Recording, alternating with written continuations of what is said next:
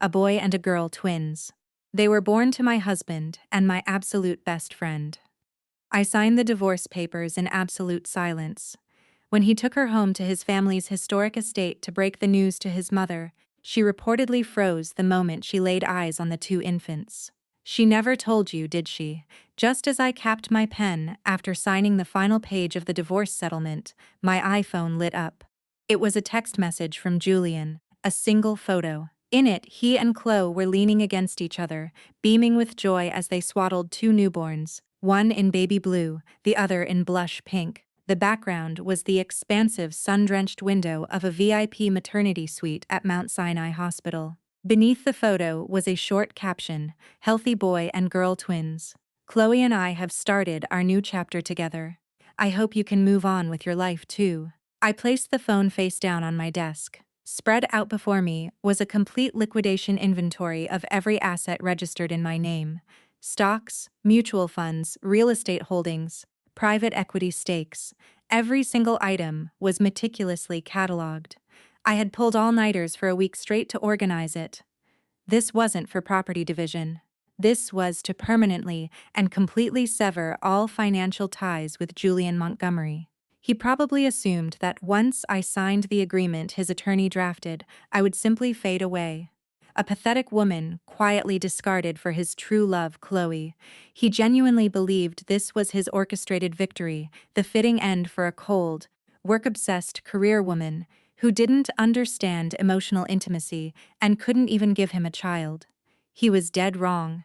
I picked up the spreadsheet and walked over to the massive glass whiteboard dominating my home office wall. This glass wall once held the product development pipelines and series, a funding roadmaps I had drawn up to save his failing startup years ago. Today, it was densely covered in neon yellow and pink sticky notes. Intersecting arrows and alphanumeric codes spread across the glass like a complex financial mosaic, mapping out the multi-million-dollar fund flows of dozens of offshore shell companies and holding groups. This was my new battlefield, the ultimate liquidation tool I had prepared just for myself. My phone buzzed again, an incoming call. The names Julian Times flashed on the screen. I stared at the screen for 3 seconds before sliding my ink-stained finger across the glass just before it went to voicemail. I didn't say a word. From the other end of the line came Julian's deliberately subdued, yet unmistakably smug voice bubbling up like the fizz of a freshly popped bottle of champagne. "Did you see the picture?" He paused, clearly waiting for me to break down or react. When I maintained my silence, he continued in a boastful tone that felt like it was trying to punch straight through the cellular towers and slap me across the face. Chloe and I had twins, a boy and a girl. The little guy is 6 pound 3 O's and his sister is pound 12 O's. Super healthy. It was a rough delivery for Chloe, but it was all worth it. You really should be happy for us. Holding a bright red dry erase marker in my left hand, I traced the end of a dotted line representing a fund transfer to a Delaware LLC on the bottom right corner of the whiteboard and drew a massive forceful question mark. The tip of the marker squeaked sharply against the glass. "Oh," I replied to the empty room in a completely flat voice. Then I asked, "Should I send a gift? By your family's Southern hospitality standards. I suppose I owe 2 gifts now." The other end of the line went dead silent for a moment. I could vividly picture Julian's expression right then. His triumphant smirk froze stiff on his face. He had placed this call specifically to hear me devastated, to hear me scream, cry, and hysterically interrogate him. My suffering was the necessary spice he needed to justify his betrayal and infidelity, elevating his and Chloe's illicit affair into a grand, tragic, and victorious romance. Instead, he got nothing but my tasteless acknowledgement and a mundane question about baby registry etiquette. After roughly 30 seconds, he finally spoke again. The artificial tenderness had vanished from his voice, replaced by the hypocritical, patronizing pity I had grown all too familiar with over 5 years of marriage. "Elena, please don't be like this," he sighed, sounding as if he genuinely cared about my emotional well-being. "I know it hurts. There's no point in acting tough. We were married for 5 years. What happened between us isn't entirely my fault. You were just too strong. You tried to execute everything like a corporate project, trying to control every variable. Our apartment felt like an icebox. In 5 years, I never felt a shred of warmth. But Chloe is different. She gives me a real home, a truly warm, loving home. A home. I repeated the words silently in my head. I shifted my gaze from the cold numbers and arrows on the glass wall and looked out the window. Outside, the gray skyline of downtown Chicago stretched out to the horizon, the glass facades of the surrounding skyscrapers, reflecting a dull, leaden light. We had lived in this ultra-luxury high-rise for 5 years of our marriage. Yet, I had rarely ever taken the time to simply stand here and appreciate the view. I had poured the best 5 years of my life into Julian and his bankrupt tech startup, Next Gen Solutions. I held a master's degree in financial risk management and went straight into a Big Four accounting firm, right out of grad school, working myself to the bone to become a senior manager. I met Julian when he was drowning in debt with his new venture. I used my specialized background to completely rebuild his financial models, untangle his chaotic accounting ledgers, and pull all-nighters writing his business plans. I sat by his side through endless venture capital pitch meetings, drinking myself sick with potential corporate partners, just to secure his first decent round of angel investment. Later, when the company teetered on the brink of insolvency multiple times, I leveraged my professional network and my personal savings, even going so far as to quietly take out a home equity line of credit on the small suburban house my late parents left me to plug his fatal cash flow deficits. I thought we were comrades in arms, equal partners who guarded each other's backs in the corporate trenches. I never imagined that in his eyes I was merely an icebox that refused to warm up. Julian's voice dragged me back to reality, a home with children laughing, warm home-cooked meals waiting on the table, and a light left on for me when I get back. Not a house where I come home at midnight only to watch you stare at risk spreadsheets and audit data. Elena, I had my lawyer draft the property settlement agreement. I'll have it couriered to your office tomorrow. Don't worry, I'm not ungrateful. You stood by me through the lean years and suffered a lot. I'll make sure you get what you're owed. That won't be necessary, I interrupted him, my voice entirely devoid of inflection. The settlement papers are already prepared. They're inside the antique steel safe in your home office. The combination is your birthday. I've already signed every page.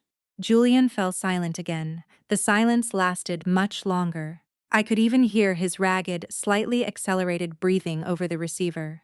He was frantically trying to process this information, his brain working overtime to figure out when I had prepared the documents and how I had discovered the combination to his private safe.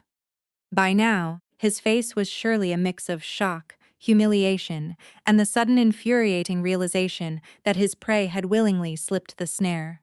"Since when have you been planning this?" he finally demanded, his voice suddenly dry and growly.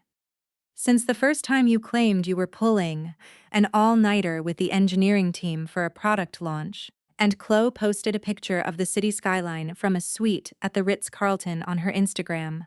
I answered cleanly and without hesitation. "Don't forget what I do for a living, Jules.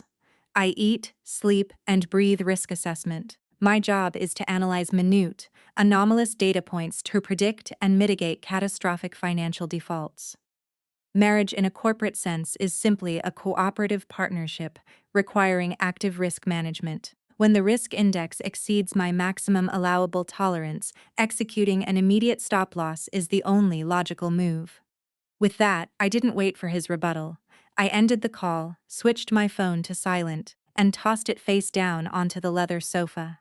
The intricate web of financial transfers on my whiteboard seemed to shimmer before my eyes, overlapping bizarrely with the last 5 years of my domestic life. That marketing expansion budget he clumsily misappropriated corresponded precisely to the first Hermes Birkin bag he gifted Chloe. The repeatedly inflated R&D payroll expenses covered the flights and overwater bungalow bills for their secret getaway to Maui. And those recurring consulting fees wired monthly from several anonymous shell companies were undoubtedly paying the mortgage on the luxury midtown condo registered under Chloe's name. Chloe, my former college roommate, my supposed best friend who shared a cramped dorm room with me for 4 years like a sister. We rode the crowded subways together, shared a dingy, roach-infested apartment in Queens after graduation, and spent countless late nights drinking cheap wine on the fire shirt escape, complaining about unreasonable bosses and toxic ex-boyfriends. Even after I landed a high-paying corporate job, I never forgot her. I leveraged my internal contacts to get her a respectable administrative position at a decent firm. She and Julian met at a weekend dinner party I hosted to celebrate a promotion. I remember laughing that night, slapping Julian lightly on the shoulder and saying, "Chloe is my absolute best friend in the world, so you'd better treat her like royalty." What a sickening irony. I used to think that when the scalpel of truth finally sliced through the glamorous veneer of my life to reveal the rotting, infected reality beneath, I would be paralyzed by agonizing pain, feeling my entire universe collapse around me, but it didn't happen that way. As the pieces of evidence lined up before me one after another, the very first emotion that surfaced was a cold, almost surgical professional composure. My brain kicked into gear like a high-speed quantitative algorithm, automatically calculating total losses, assessing current liabilities, and drafting optimal mitigation strategies. The grief and rage were compressed into a tiny sealed compartment at the very bottom of my rational mind. Divorce was a swift stop-loss. Liquidating my assets was simply reclaiming my initial capital contribution. As for Julian and Chloe, I stared at the bold red question mark on my whiteboard and allowed a cold, ironic smirk to touch the corners of my mouth. Sometimes retribution doesn't require getting your own hands dirty. Because exactly 1 week ago, my nominal mother-in-law, Beatrice Montgomery, had placed a highly unusual rambling telephone call to me that lasted 2 hours and 17 minutes. Throughout that exhausting call, the aristocratic Southern matriarch sighed repeatedly, using the roundabout passive-aggressive phrasing typical of old-money socialites to hint at a deep, suffocating anxiety keeping her awake at night. She wasn't worried about her successful CEO son, nor was she lamenting the loss of her useless daughter-in-law.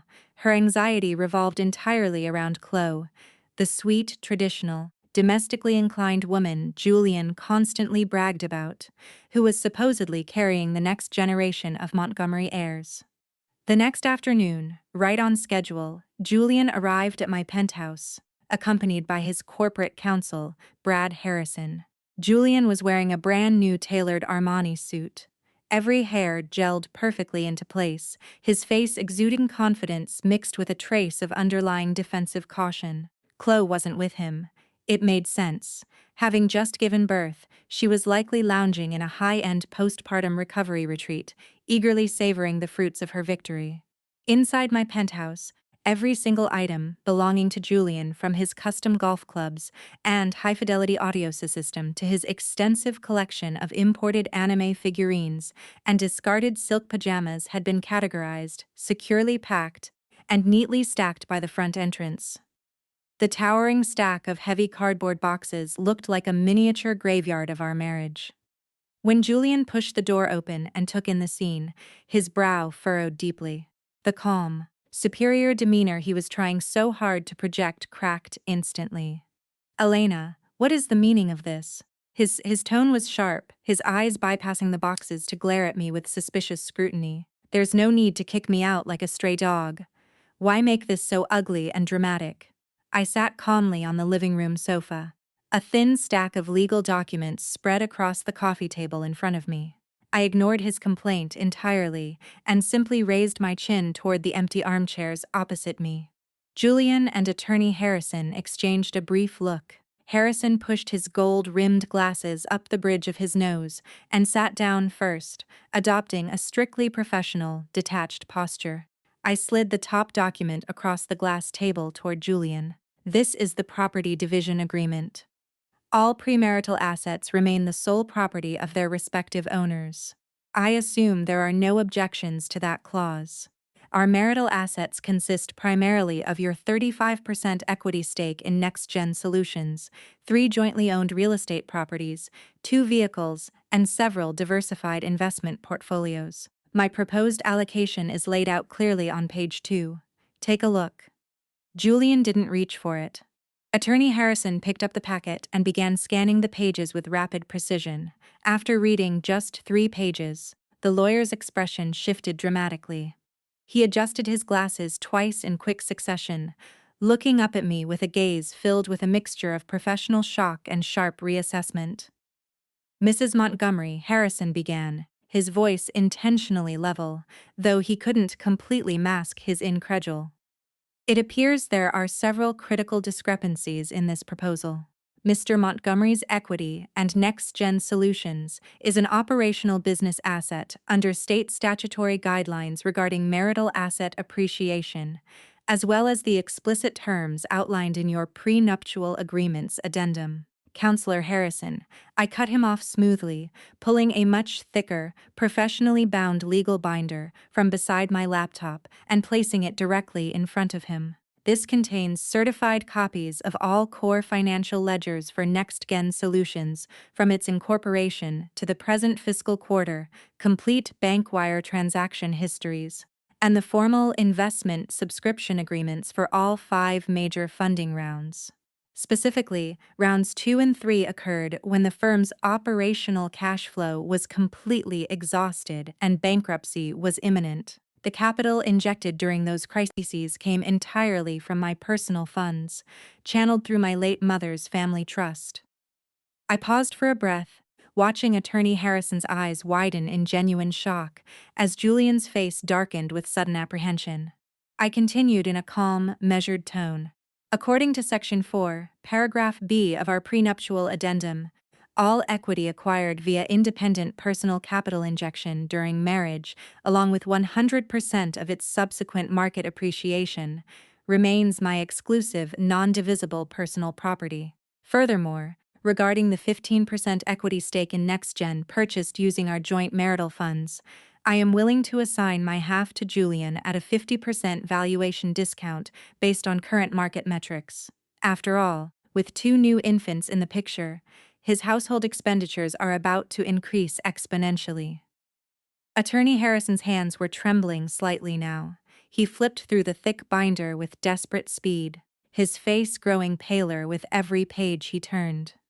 He likely never imagined in his wildest dreams that this quiet ex-wife, who had spent the last 5 years staying out of the corporate spotlight and playing the supportive partner, was sitting on such a comprehensive, lethal cache of evidentiary documentation. These documents didn't just clarify equity ownership, they acted as a legal scalpel, peeling back the layers to expose his client's continuous, highly questionable financial manipulations.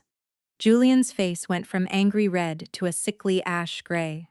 He snatched the property division agreement right out of Harrison's hands and glared at me, looking as though he were truly seeing who I was for the very first time.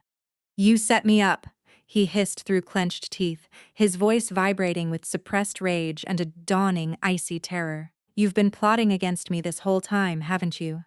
"I am simply stating verifiable financial facts and dividing our legal assets," I replied, taking a slow sip of the cold tea sitting beside me. The chilled liquid slid down my throat, sharpening my focus even further. "Have you forgotten, Jules?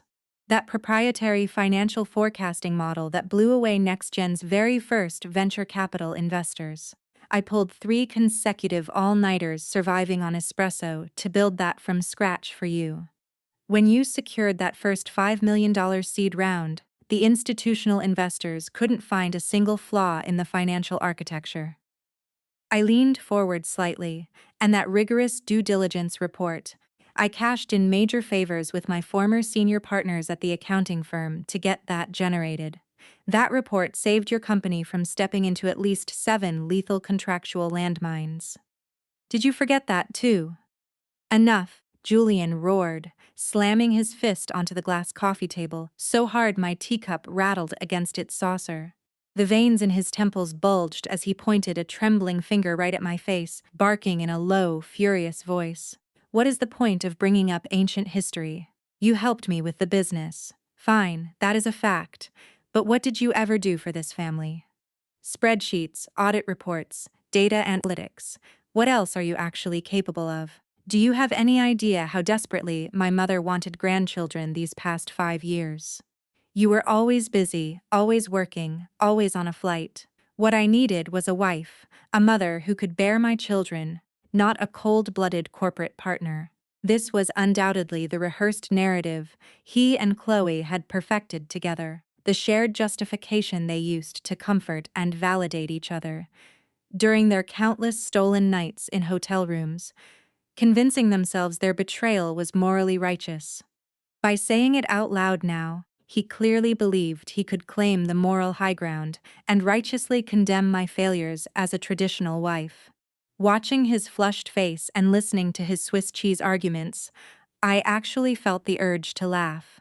In fact, I did let out a short, soft laugh, but the humor didn't reach my eyes. Children, I set my teacup down, tilting my head to meet his furious, insecure glare without flinching. Jules, we actively tried to conceive for 2 solid years. We consulted 3 top fertility specialists in the country and underwent every invasive medical test available. And what was the unanimous conclusion from every single chief physician? Both of our physiological panels were entirely normal. There was zero medical impediment to conception. So tell me, why didn't I ever get pregnant? Julian's gaze flickered sharply. He looked away, his Adam's apple bobbing as he swallowed hard. That was because your psychological stress levels were way too high. You spend 24 hours a day obsessing over corporate risk and financial defaults. Of course, your hormone balance was entirely wrecked. That was your own personal failure. He tried force-feeding me the blame, but the aggressive conviction had drained out of his voice. Right. My smirk deepened, though my voice dropped to a glacial chill. Then explain to me how Chloe magically managed to get pregnant by accident on her very first try with you and hit the biological jackpot with boy-girl twins, no less. Her corporate administrative job isn't exactly low-stress, Jules. From what I recall, she's constantly on extreme crash diets to maintain her figure, and her lifestyle habits are far more chaotic and irregular than mine ever were. Why is it that when it comes to her, every basic law of reproductive medicine simply ceases to apply? Those words struck like poison needles, piercing straight through his fragile, arrogant facade. His breath caught in his throat, the color draining completely from his cheeks. A flash of intense panic crossed his eyes before he desperately tried to mask it with feigned indignation. "Don't be so sarcastic and bitter," he countered, his neck stiffening as he tried to defend her. Chloe just has a naturally healthy constitution. She isn't a stressed-out corporate machine who pulls all-nighters every week like you. His rebuttal was so flimsy and pathetic it barely convinced the air in the room, let alone me. I see. That explains it. I nodded slowly, acting as if I accepted his ridiculous medical theory, and dropped the subject entirely. I stood up, walked over to the entryway, and grabbed the handle of a sleek silver-rimmed suitcase leaning against the wall. If there are no legal objections to the settlement terms, sign the document. Once you sign, you can take every single one of these boxes out of my penthouse. I paused, my hand resting on the silver handle. Oh, by the way, inside the bottom compartment of the antique safe in your home office is that PC Philips Celestial Complication watch you spent 2 years pulling strings to acquire, and tucked behind your cedar cigar humidor is $50. Zeroed in crisp bundles of cash. I didn't touch either of them. Raising 2 infants simultaneously is going to be exceptionally expensive. Consider those my modest parting gifts to your children. Julian's face shifted rapidly from crimson to chalk white, his chest heaving as he struggled for air. He glared at me with eyes that looked ready to spit fire, yet burning beneath the rage was the helpless terror of a man who knew he had been thoroughly outmaneuvered. Beside him, Attorney Harrison leaned in and whispered something urgently into his ear, likely advising him that further stubborn resistance was legally futile, and his smartest tactical move was to sign immediately and salvage whatever equity he could before I unleashed worse.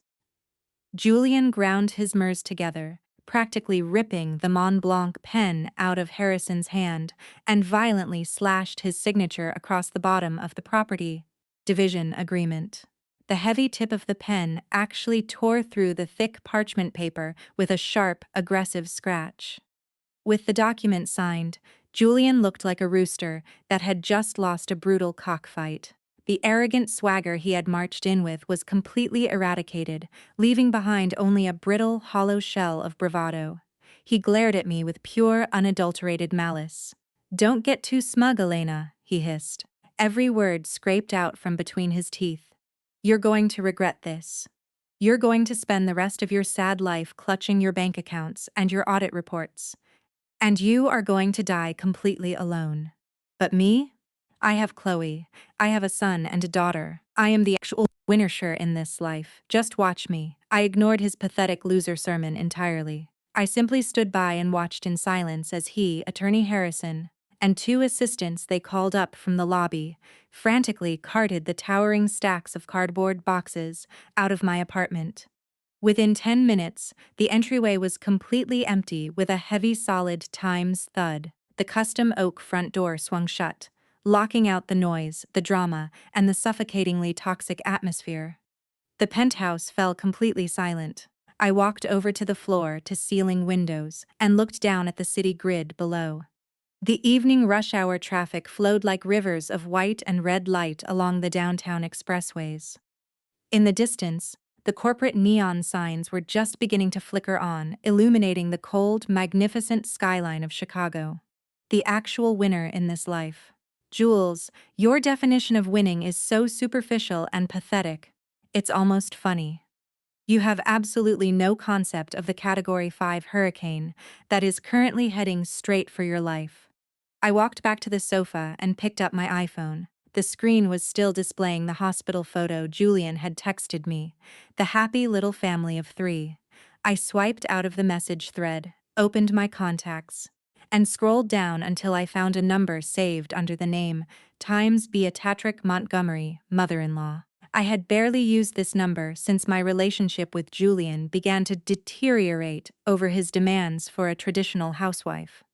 Our last substantive contact had been that strange 2-hour and 17-minute marathon call 7 days ago. I opened a blank message template and typed out a single precise sentence.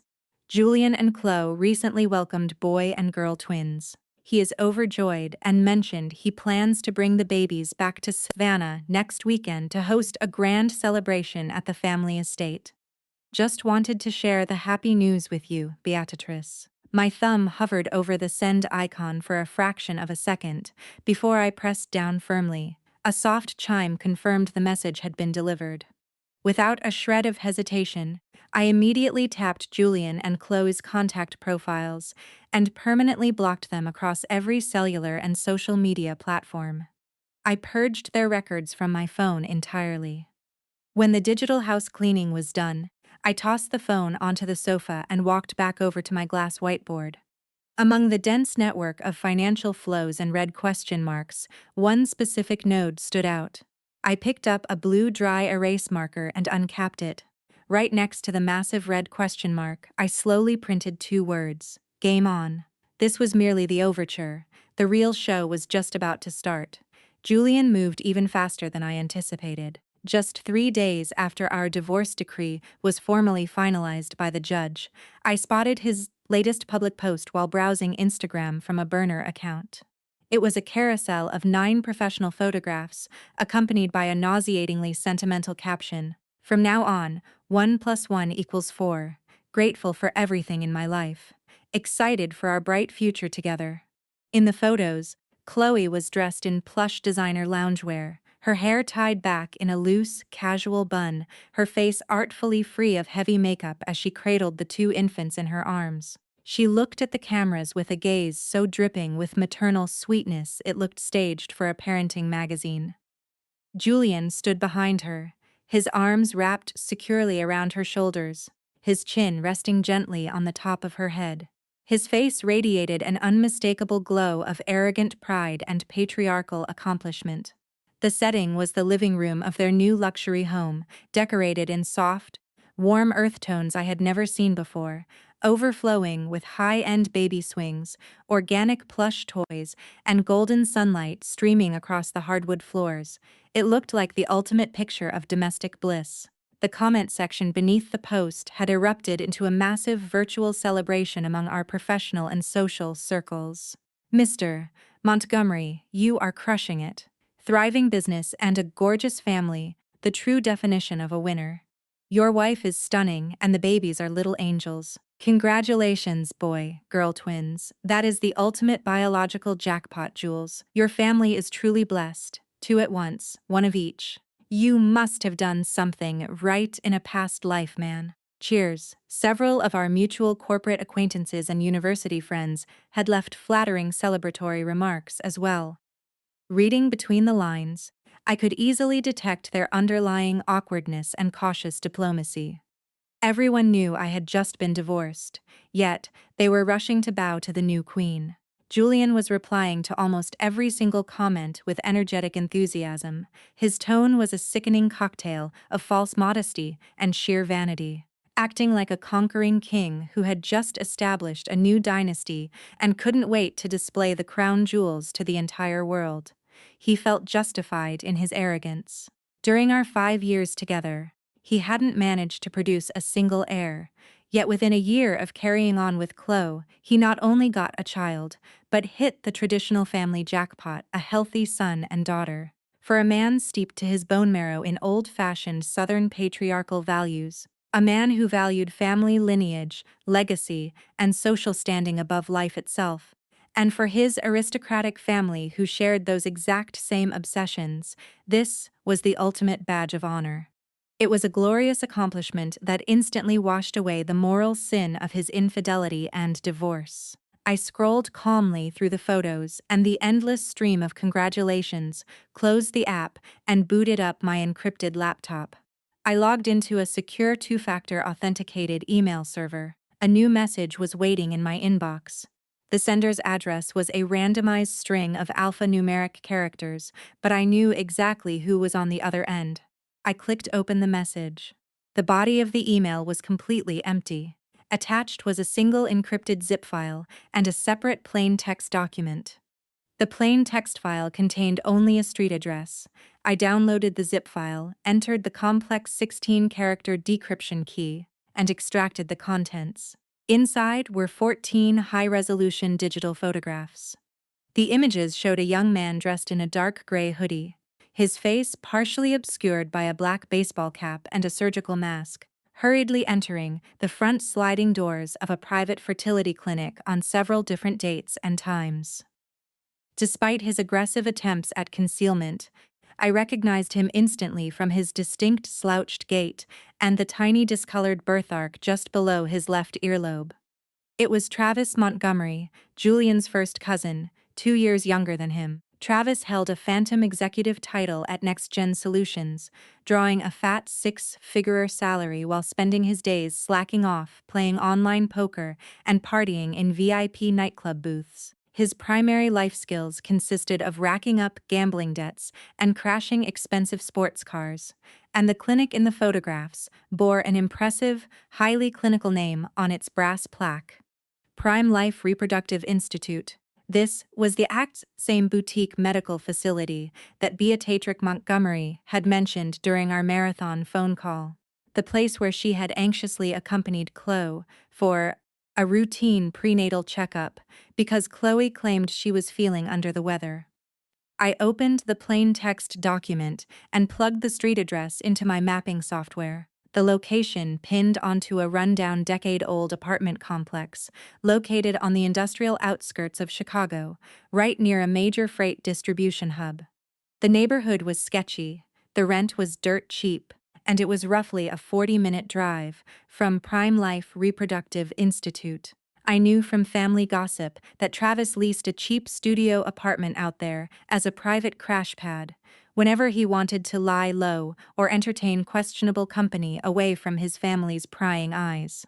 I downloaded every piece of documentation, saved them onto a secure hardware encrypted external flash drive, and typed a 2-word reply to the anonymous sender. Payment wired. With the transaction finalized, I walked into my kitchen and brewed a cup of loose leaf green tea. The crisp, slightly earthy aroma filled the quiet penthouse. Holding the warm ceramic mug, I stepped out onto the private terrace. The night air was cool against my skin, and the Chicago city lights glittered below like a vast ocean of diamonds. Every variable was tracking precisely according to my projections. With that digital errand completed, I turned my full attention to finalizing the corporate liquidation of the 15% NextGen Solutions equity stake I had stripped from Julian in the settlement. Julian's attorney, Brad Harrison, proved exceptionally efficient when handling straight corporate finance. By the following afternoon, a massive 7F-figure wire transfer had successfully cleared and settled into my designated private banking account. Staring at the notification banner on my mobile banking app, my heart rate didn't elevate by a single beat. This capital was originally mine to begin with. It was the hard-earned return on 5 years of my professional youth, countless sleepless nights of labor, and the liquidated equity of my late parents' estate. It had simply returned to its rightful owner, and very soon it would be deployed for a much larger, far more definitive purpose. Over the next several days, my life operated with the disciplined precision of a Swiss chronometer. I woke up at 7:00 a.m. sharp, completed a rigorous 1-hour workout, and was at my desk by 9:00 a.m. to execute risk consulting contracts for several independent corporate clients. My afternoons were spent in Heil meetings with my personal legal team and private wealth managers, systematically restructuring my total liquid assets and moving the entire portfolio into an offshore family trust structure. It was imperative that my capital and my future be entirely ring-fenced from my marital past. During this week, several former friends and corporate colleagues called my personal line. Their tones were universally cautious, fishing for details about the sudden divorce. I gave every single one of them the exact same standardized corporate response. We parted amicably due to irreconcilable differences in long-term life goals. Only one caller, a female executive who had attended college with both Chloe and me, finally lost her composure after several minutes of polite hesitation.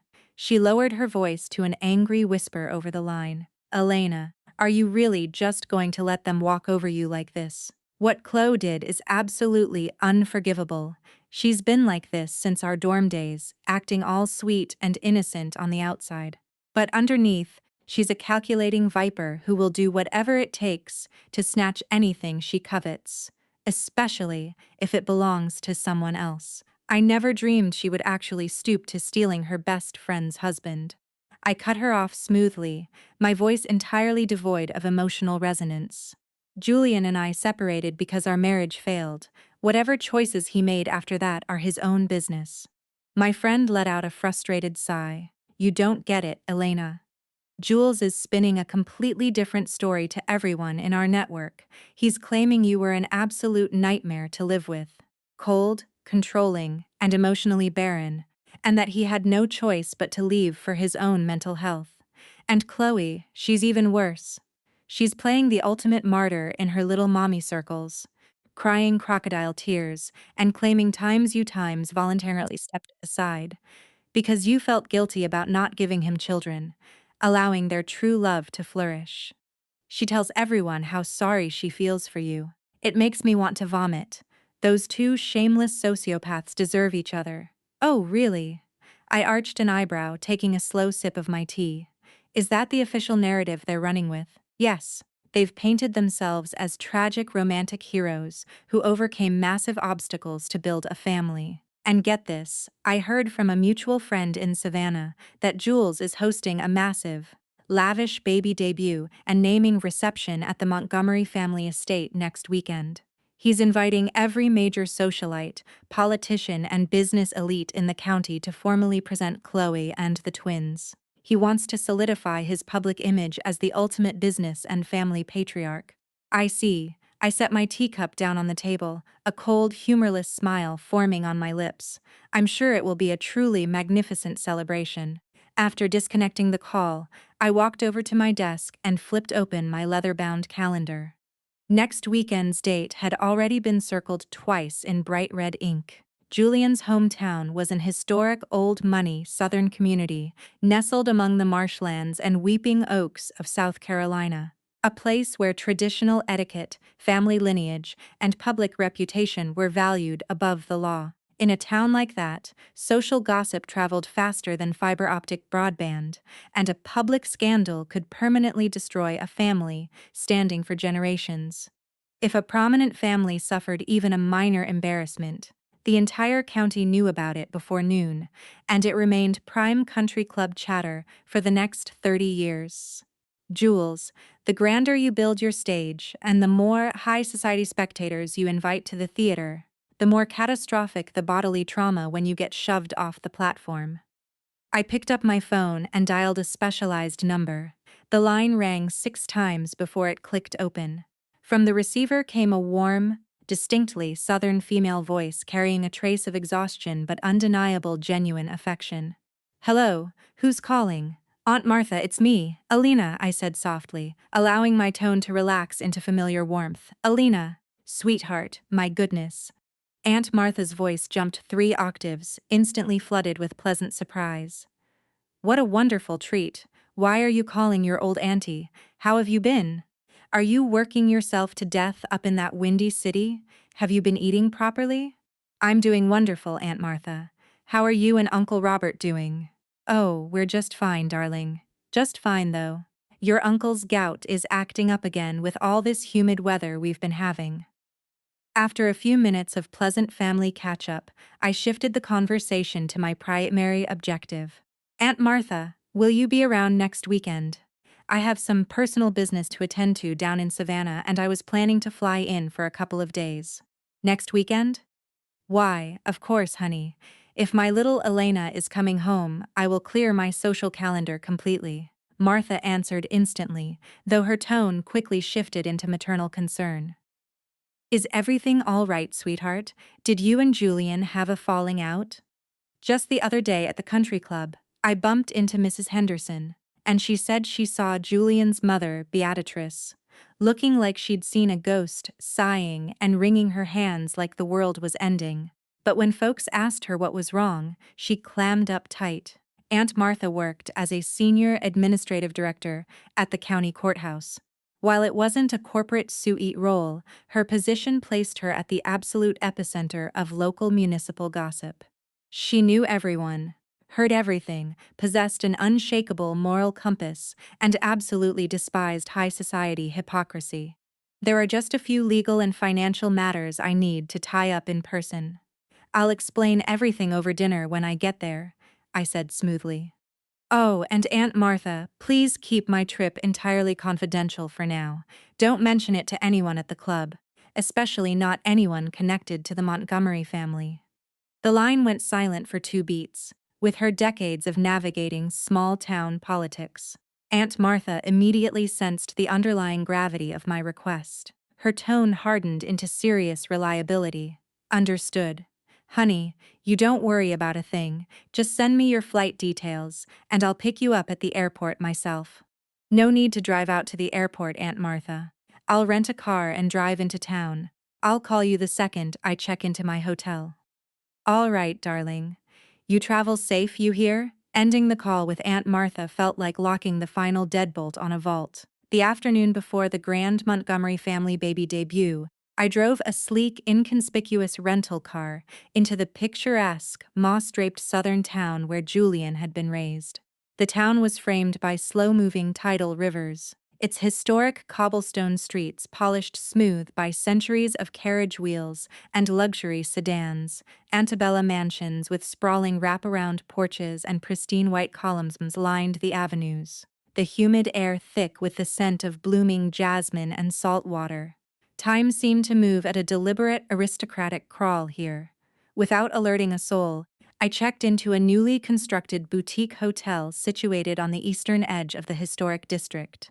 Securing a top-floor corner suite using my corporate ID, my suite was on the 8th floor.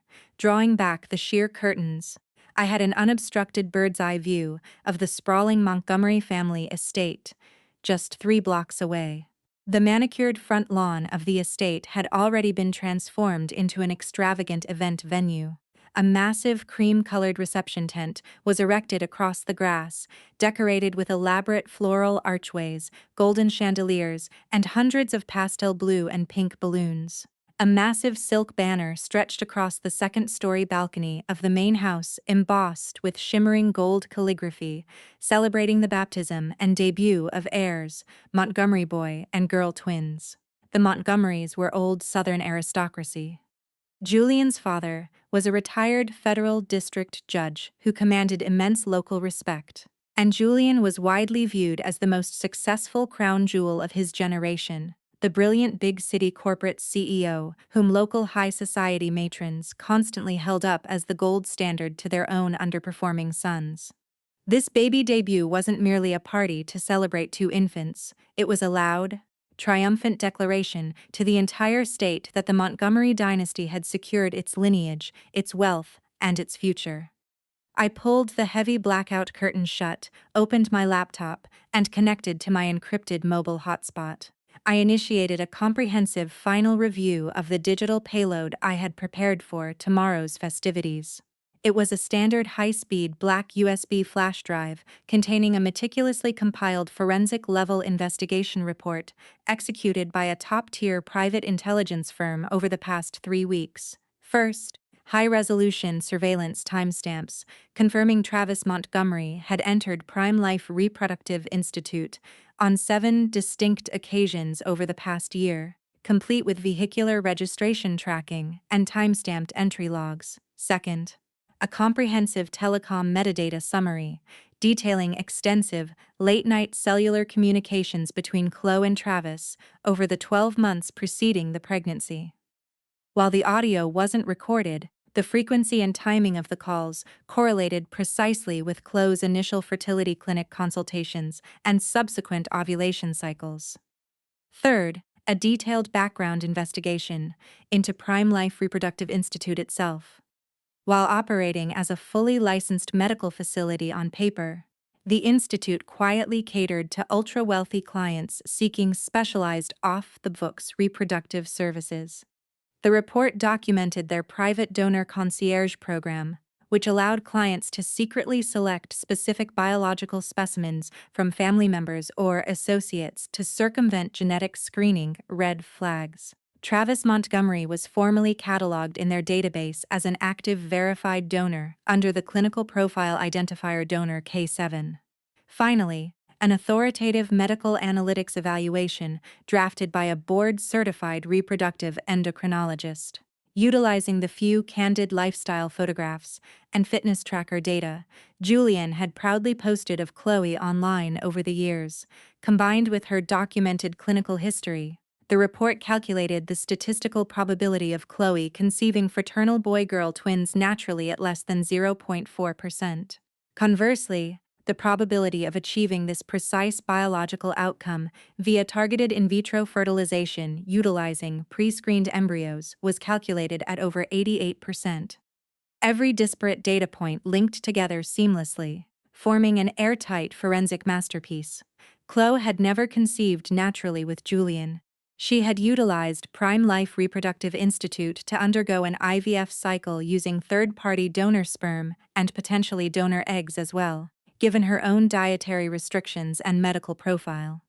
The biological father of those was none other than Julian's deadbeat cousin Travis. She had staged an elaborate melodramatic biological fraud, successfully duping Julian, his aristocratic parents, and the entire high society community. Her rationale for selecting Travis was coldly pragmatic, likely resting on 3 pillars. First, as a weak-willed, financially dependent family member, Travis was easily manipulated and controlled through bribery or blackmail. Second, by utilizing a direct Montgomery blood relative, any future routine genetic tests or physical family resemblances would easily pass casual scrutiny without raising alarm bells. Third, Travis was broke and desperate for cash, making his silence cheap to buy. It was an exceptionally calculating, ruthless scheme. However, Chloe had made 2 fatal miscalculations in her risk assessment model. First, she failed to factor in the terrifying volcanic wrath of an old-money Southern matriarch who valued family honor, genetic lineage, and social prestige above life itself. She never anticipated what Beatrice Montgomery would do when confronted with the reality that her celebrated grandchildren were the product of a cheap medical deception mission involving the family's most embarrassing relative. Second, she completely underestimated me. She assumed that because I was a professional woman who valued logic over melodrama, I would simply absorb the emotional trauma of infidelity, sign whatever papers were put in front of me, and quietly vanish into the corporate background like a defeated victim.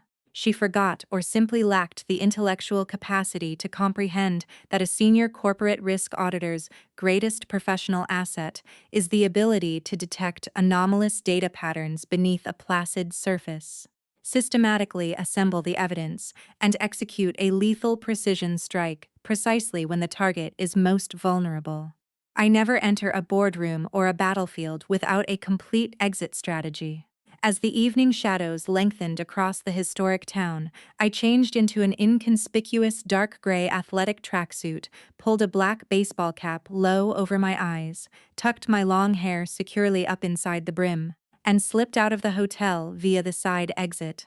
I blended seamlessly into the warm, bustling evening foot traffic along the historic waterfront. I stepped into a classic wood-paneled local tavern popular with the Old Town crowd, sliding into a dimly lit corner booth and ordering a simple club sandwich and iced tea. The tavern was packed and lively, and nearly every table around me was buzzing with excited chatter about tomorrow's massive Montgomery estate celebration. Can you believe it? Old Judge Montgomery's boy, the big shot CEO up in Chicago, is throwing the biggest baby debut this town has seen since the governor's inauguration. Boy and girl twins. Now, that is what I call carrying on the family legacy. You said it. Jules was always the smartest kid in our graduating class.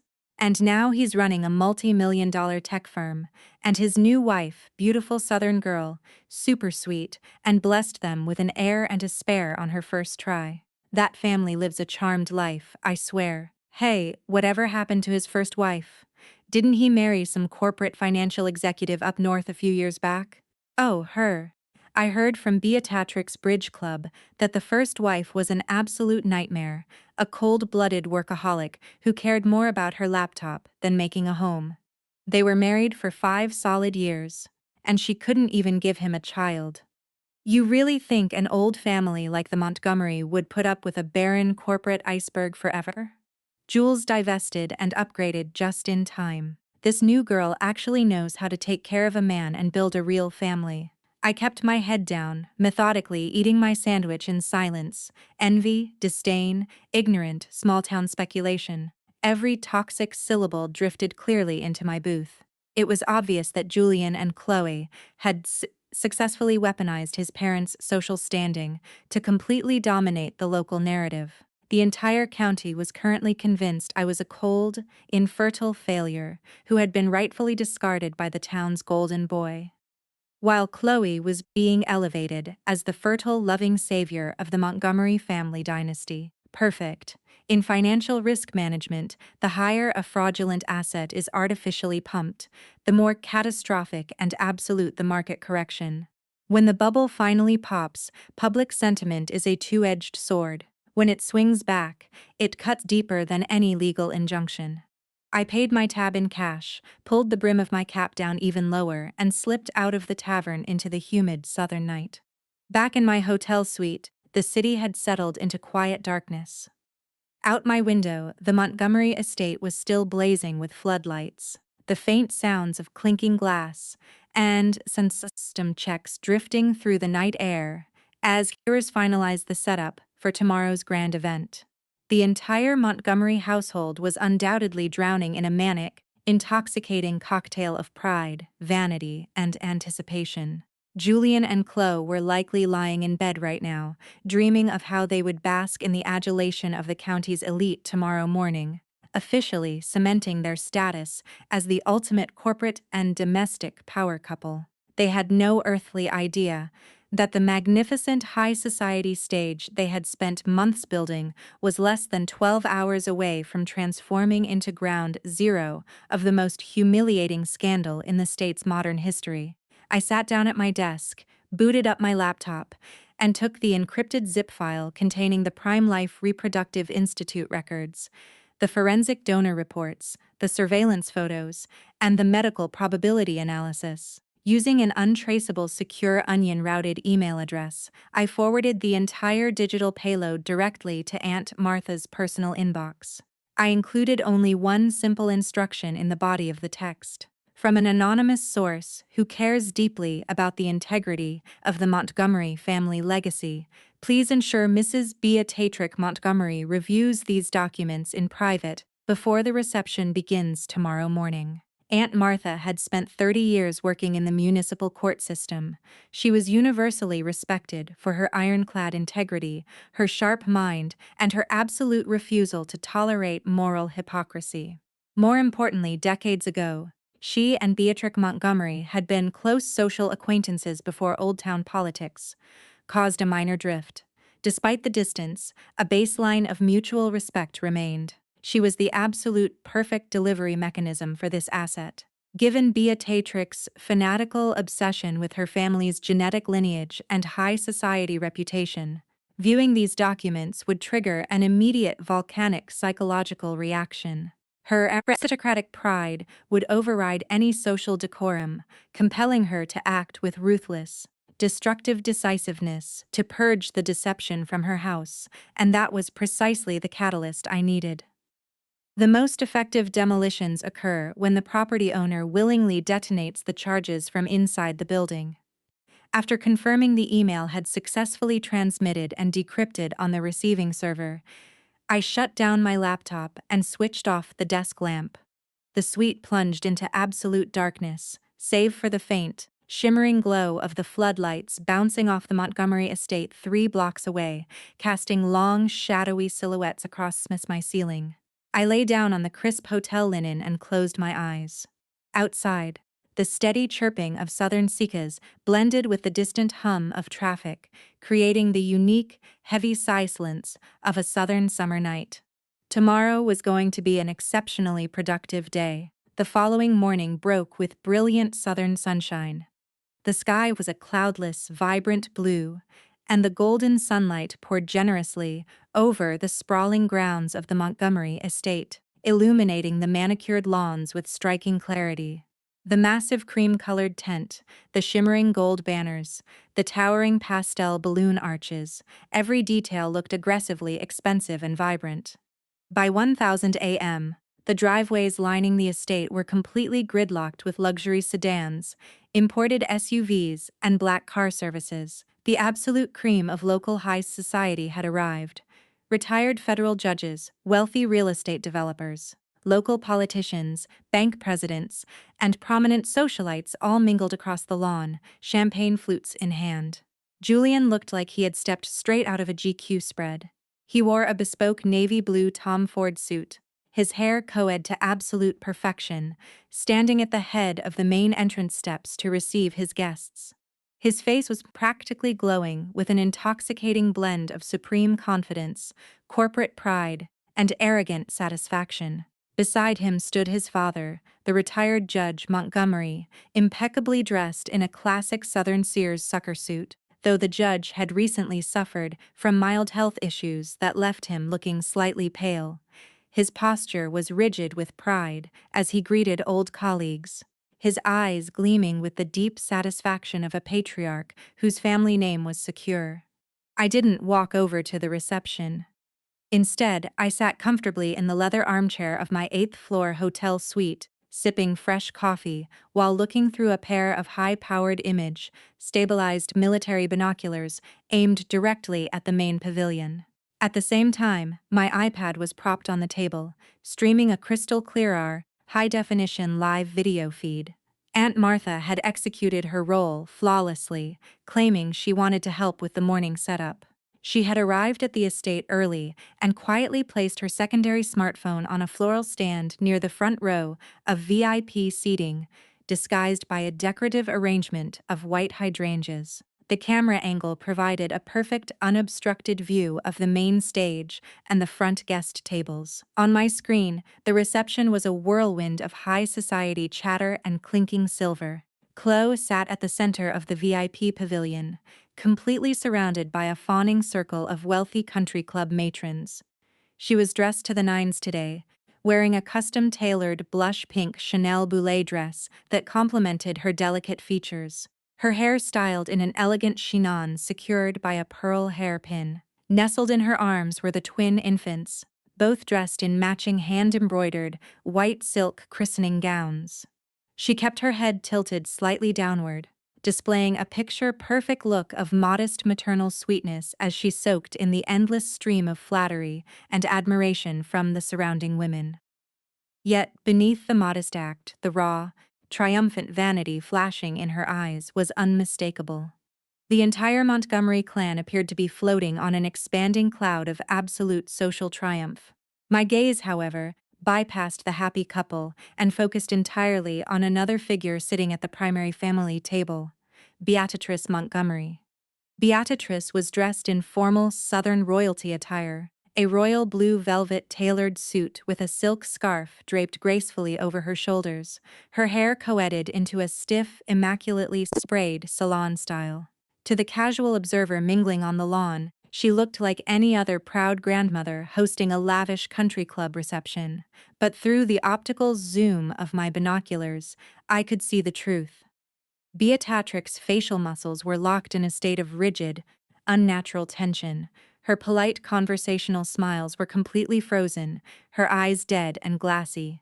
Every few seconds her gaze would drift away from the guests and stare into empty space with a look of pure icy desolation. Her movements were jerky and erratic.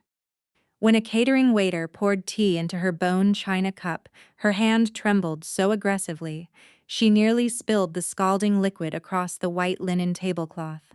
A digital notification popped onto my iPad screen, a text from Aunt Martha. She saw the file. Oh baby, did she see it? She showed up at my front porch at 6 a.m. sharp. Her eyes were bloodshot red. Looked like she hadn't slept a wink all night.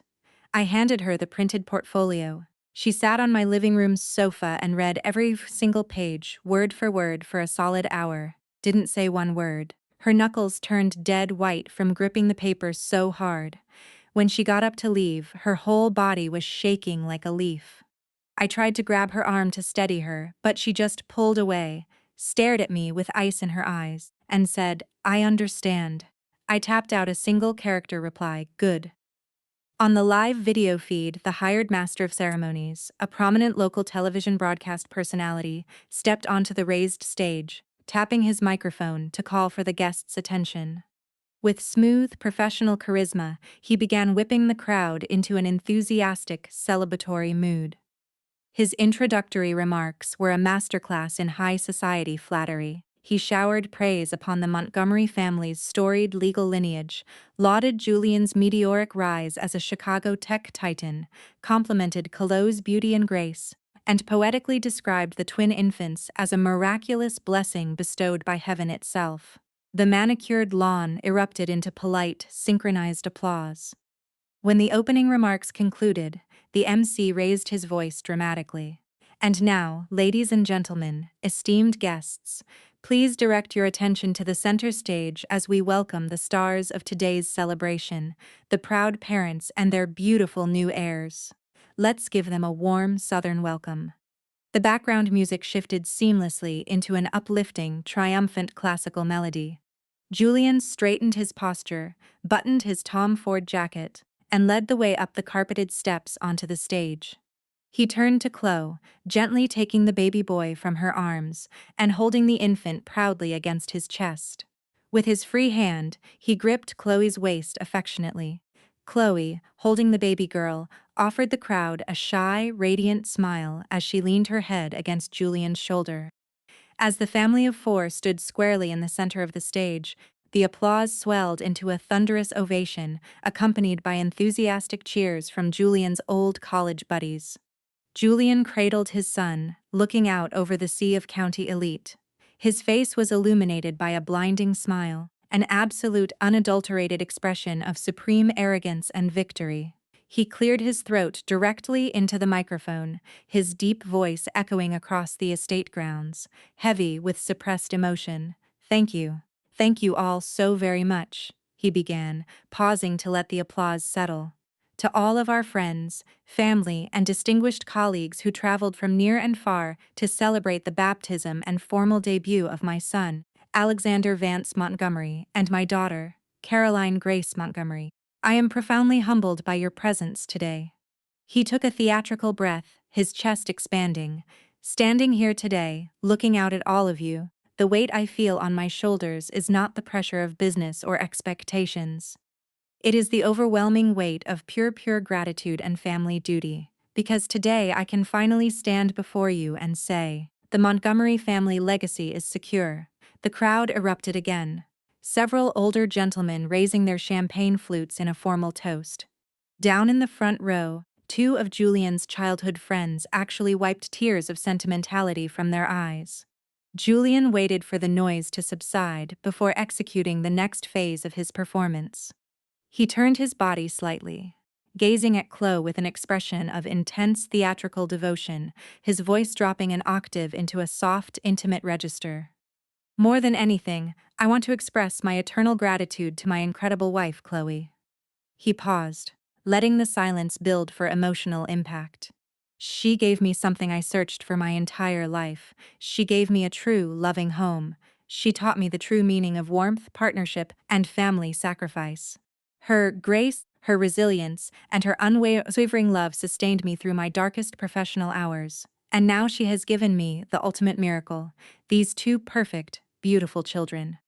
Chloe, thank you from the bottom of my soul." On cue, Chloe lowered her eyes modestly, her cheeks flushing a delicate pink as she projected a masterclass image of emotional gratitude and wayly devotion. A collective sigh of adoration rippled through the female guests in the front rows. Julian turned back to face his parents' VIP table, his chest puffed out, and finally, "I want to thank my mother and father. Thank you for your decades of love, your moral guidance, and your unwavering belief in me. Specifically, I want to thank my mother, who has sacrificed so much of her own life and energy for the preservation of this family, and who has showered Chloe and these children with boundless love and support." His speech was meticulously calculated, a rhetorical masterpiece designed to stroke every ego, check every social box, and permanently enshrine himself as the humble, grateful, successful corporate patriarch who had it all. Nearly everyone in the audience was deeply moved. Several older matriarchs nodded in vigorous approval, whispering to their neighbors about what a fine, upstanding Southern gentleman Julian had become. Julian was hitting his stride, his delivery becoming more fluid and passionate, acting as if he were already envisioning his next massive corporate IPO or a future political campaign. Right at that exact second, without a single word of warning, Beatrice Montgomery stood up from her seat at the VIP table. Her movement was so violent and abrupt that her heavy mahogany dining chair scraped backward across the brick patio with a sharp screech that cut cleanly through Julian's amplified voice. It wasn't a loud noise, but in the middle of a formal Southern toast, it sounded like a gunshot. The tables immediately surrounding the family pavilion fell silent, guests turning their heads in confusion. The professional MC on stage instantly sensed the awkward break in decorum and attempted to smooth it over with smooth event management reflexes. He stepped toward the edge of the stage, flashing a brilliant camera-ready smile. "Well, it looks like our proud grandmother just can't wait another second to come up here and share a blessing of her own with the new heirs." Before the MC could finish his polished transition, Beatrice turned her head and fixed him with a stare so icy, sharp, and terrifyingly desolate that the words literally died in his throat. The professional smile melted off his face. He instinctively clamped his mouth shut and took 2 quick steps backward, retreating into the shadows of the stage. Julian's speech ground to a complete halt. He lowered the microphone, blinking down at his mother in confusion and growing irritation, his brow knitted together, his eyes conveying a clear, annoyed warning to her not to ruin his perfect moment. "Mother?" He spoke into the microphone, his tone carrying a tense edge of forced politeness. "Are you all right? Just sit tight for one more minute. We're almost finished with the presentation." Beatrice ignored him completely. She stepped away from the table and began walking toward the stage. Her strides were slow, measured, and unnaturally rigid. Her high-end designer heels struck the wooden steps of the pavilion with a heavy rhythmic times thud-thud-tut that felt like a gavel pounding against the chest of everyone watching. She reached the center of the stage and stopped directly in front of Julian. For several excruciating seconds, she simply stared into his eyes. Her expression was an unreadable, terrifying tempest of grief, fury, and aristocratic humiliation, a storm that rapidly crystallized into absolute glacial resolve. Then she lowered her gaze, her eyes fixed onto the infant boy swaddled in blue silk, who was squirming and blinking up at the bright chandeliers from Julian's arms. Julian instinctively tightened his grip on the baby, leaning back slightly as a wave of defensive unease washed over him. "Mother, do you want to hold Alexander? Just wait until after the toast, we're in the middle of without uttering a word." Beatrice reached out. Her hands were rigid and surprisingly aggressive as she seized the swaddled infant and forcibly wrenched him out of Julian's arms. Julian was caught entirely off guard. His arms were suddenly empty, his hands hovering uselessly in the air as his face flushed with embarrassment and shock. "Mother, careful. What are you doing?" Beatrice acted as if he didn't exist. Holding the infant securely in both hands, she lifted the baby up to her eye level. She didn't blink. Her gaze swept over the child's features like an optical scanner, examining the slope of the forehead, the shape of the eyebrows, the bridge of the nose, the curve of the jawline. She scrutinized every single millimeter of the child's face with agonizing, prolonged slowness. The silence stretched out to a breaking point across the entire 2-acre estate. The celebratory music had mysteriously cut out. The only sound left was the rustle of wind through the weeping oaks and the nervous shuffling of 300 high society guests, holding their collective breath, watching this bizarre family drama unfold. Chloe stood frozen a few feet away, clutching the baby girl to her chest. The practiced, radiant smile had completely evaporated from her face, replaced by a creeping, paralyzed dread. Her lips parted slightly as she tried to form words, but her vocal cords refused to cooperate. Instinctively, she took a slow step backward, clutching the infant girl so tightly the child began to squirm. Julian's face had darkened from annoyance to genuine alarm. He looked at his mother, then at Chloe, and finally back at the infant boy being scrutinized in his mother's hands. A faint, terrifying ringing sound began to echo in the back of his mind. Beatrice stared at the baby for 30 full seconds. Finally, very slowly, she turned her head. Her gaze swung like a sniper's rifle, locking squarely onto Chloe's pale, bloodless face. Beatrix's lower lip began to tremble violently. It wasn't the tremor of an old woman breaking down in tears. It was the physical manifestation of a volcanic, destructive rage reaching critical mass. When she spoke, her voice wasn't loud. It was raspy, dry, and low. Yet, because of the dead silence gripping the property, and because she was standing directly adjacent to the podium microphone, every single word sliced through the air like a razor blade, broadcasting clearly across the entire estate. "Miss Chloe." She addressed her daughter-in-law by her first name with chilling, formal detachment, stripping away any familial intimacy. Chloe's entire body flinched, as if she had been touched with a live wire in her arms. The infant girl was startled by the sudden tension and let out a sharp, wailing cry. That high-pitched baby scream echoed across the silent lawn like a siren, making the atmosphere instantly suffocating. Beatrice acted as if she couldn't hear the crying child at all. She kept her dead, burning eyes fixed on Chloe, taking a step closer as she articulated every syllable with absolute bone-chilling clarity. "Tell me," Beatrice said, thrusting the swaddled infant boy slightly forward in her hands, her voice suddenly spiking into a sharp, hysterical screech that echoed off the white columns of the main house. "Whose bastard seat is this child?" Boom! The collective gasp from the audience was audible. "Mother, have you lost your mind?" Julian panicked, the blood draining from his face as he lunged forward, grabbing his mother's arm in a desperate attempt to silence her, his voice cracked with sheer terror and rage. "What kind of insane nonsense are you spouting? Today is their baptism. Are you having a nervous breakdown?" Beatrice didn't even look at him. With a violent, aggressive wrench of her shoulder, she broke his grip, keeping her burning eyes trained exclusively on Chloe.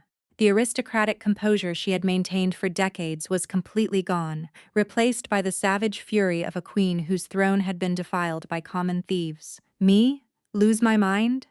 Beatrix let out a short, terrifying cackle that sent shivers down the spines of the guests sitting in the front row. "If I had truly lost my mind, Julian Montgomery, I wouldn't have bitten my tongue all morning just to stand here and ask this manipulative little to her face in front of the whole county." She raised her trembling right hand and pointed a rigid finger straight between Chloe's eyes. Her entire arm was shaking with rage. "You answer me!"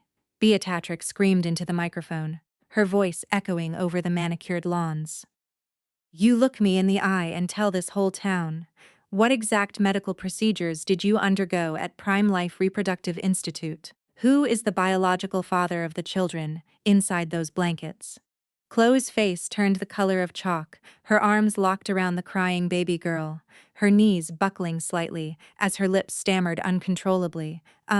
Mother Beatrice, please, you're scaring the babies. Let's go inside the house and talk about this. Please don't do this here. Shut your mouth."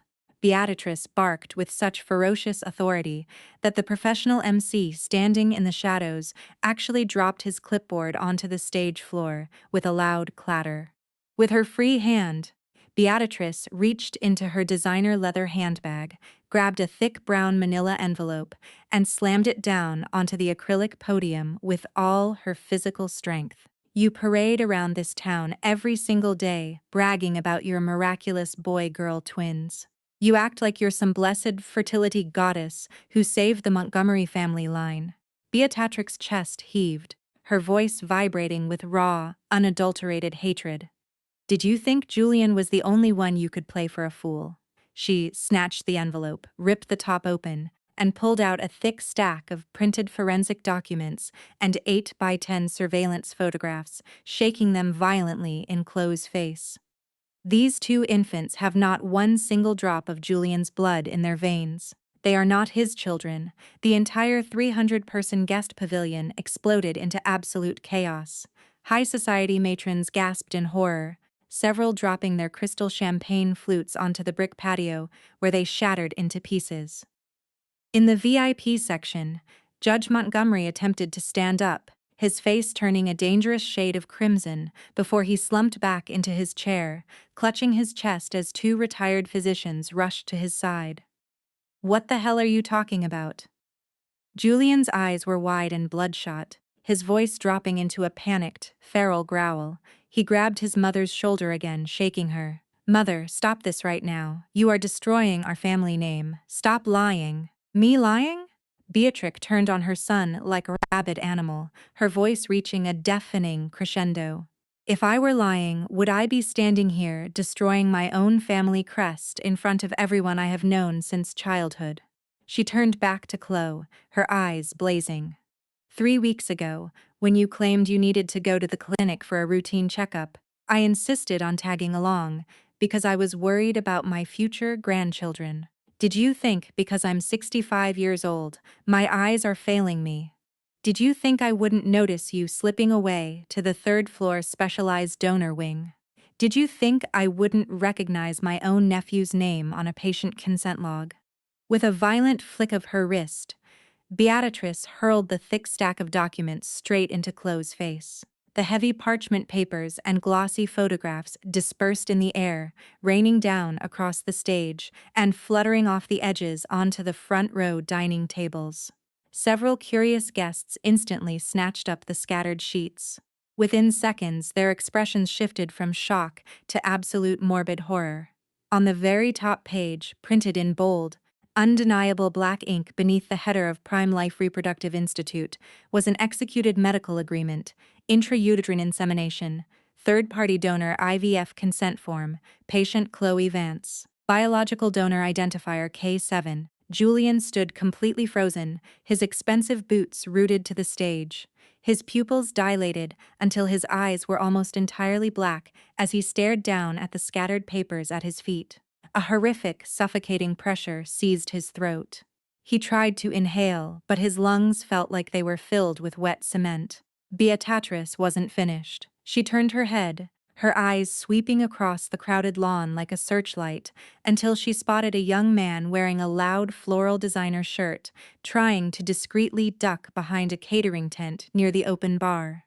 "Travis Montgomery!" Beatrix screamed, her voice cutting through the rising murmur of the crowd like a bullwhip. The young man froze instantly. The color drained from his face, leaving him looking like a cornered rat. He instinctively took a step backward, but collided with a table of startled country club members, nearly knocking over a silver punch bowl. Beatrice pointed her finger directly at him, her voice dripping with venomous disgust. "You pathetic freeloading parasite.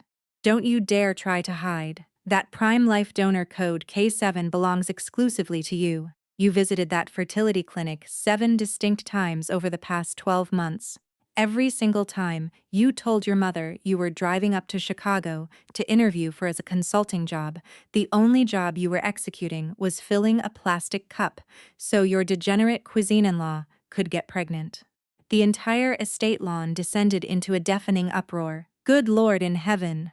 A prominent bank president whispered loudly from table 4. "She used his cousin's sperm." An Old Town socialite gasped, covering her mouth in shock. "She bred with that deadbeat Travis just to pass the babies off as Montgomery. This is sick. It's an absolute abomination." Travis's legs buckled. He grabbed the edge of the catering table to keep from collapsing onto the grass. "Aunt Beatrice, I swear I didn't do anything. It wasn't me, that's a lie." Beatrice marched to the edge of the stage, her face twisted in rage. "You didn't do it?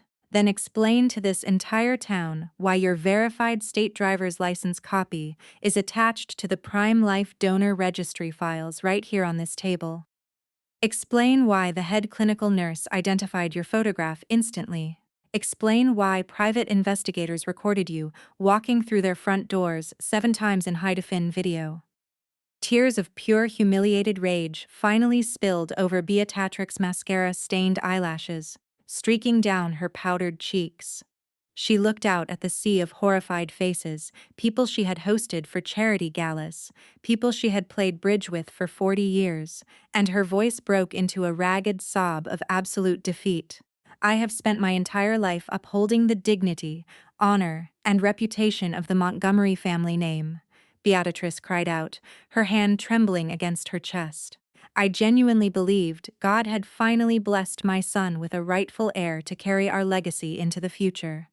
Instead, she spun around, fixing Chloe with a glare of murder. "This gutter-born viper secretly bought sperm from our family's most pathetic degenerate, planted third-party embryos in her womb, and paraded those bastards into my house. She let me throw lavish showers. She let my husband set up trust funds. She let us stand here today and become the laughingstock of the entire state of South Carolina."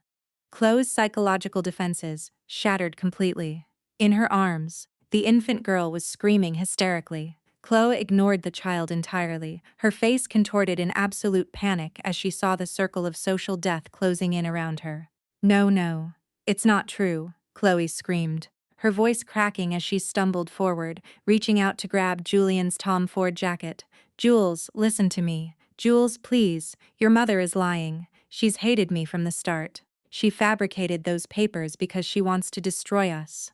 Jules, tell them." She tried to throw herself against his chest, but Julian reacted as if she were covered in boiling acid. With a violent, revulsed shove, he threw her backward. His movement was so aggressive and instantaneous that Chloe lost her balance, stumbling hard against the acrylic podium and nearly dropping the screaming infant onto the stage floor. She froze, looking up at Julian with wide, terrified eyes. Julian's face was unrecognizable. The handsome, polished corporate CEO was gone. In his place stood a broken, hyperventilating lunatic. His skin was mottled with purple patches of rage, his lips trembling violently as he stared at her. The sheer magnitude of the betrayal, the financial cost, the public humiliation, the destruction of his manhood was crushing his psyche in real time.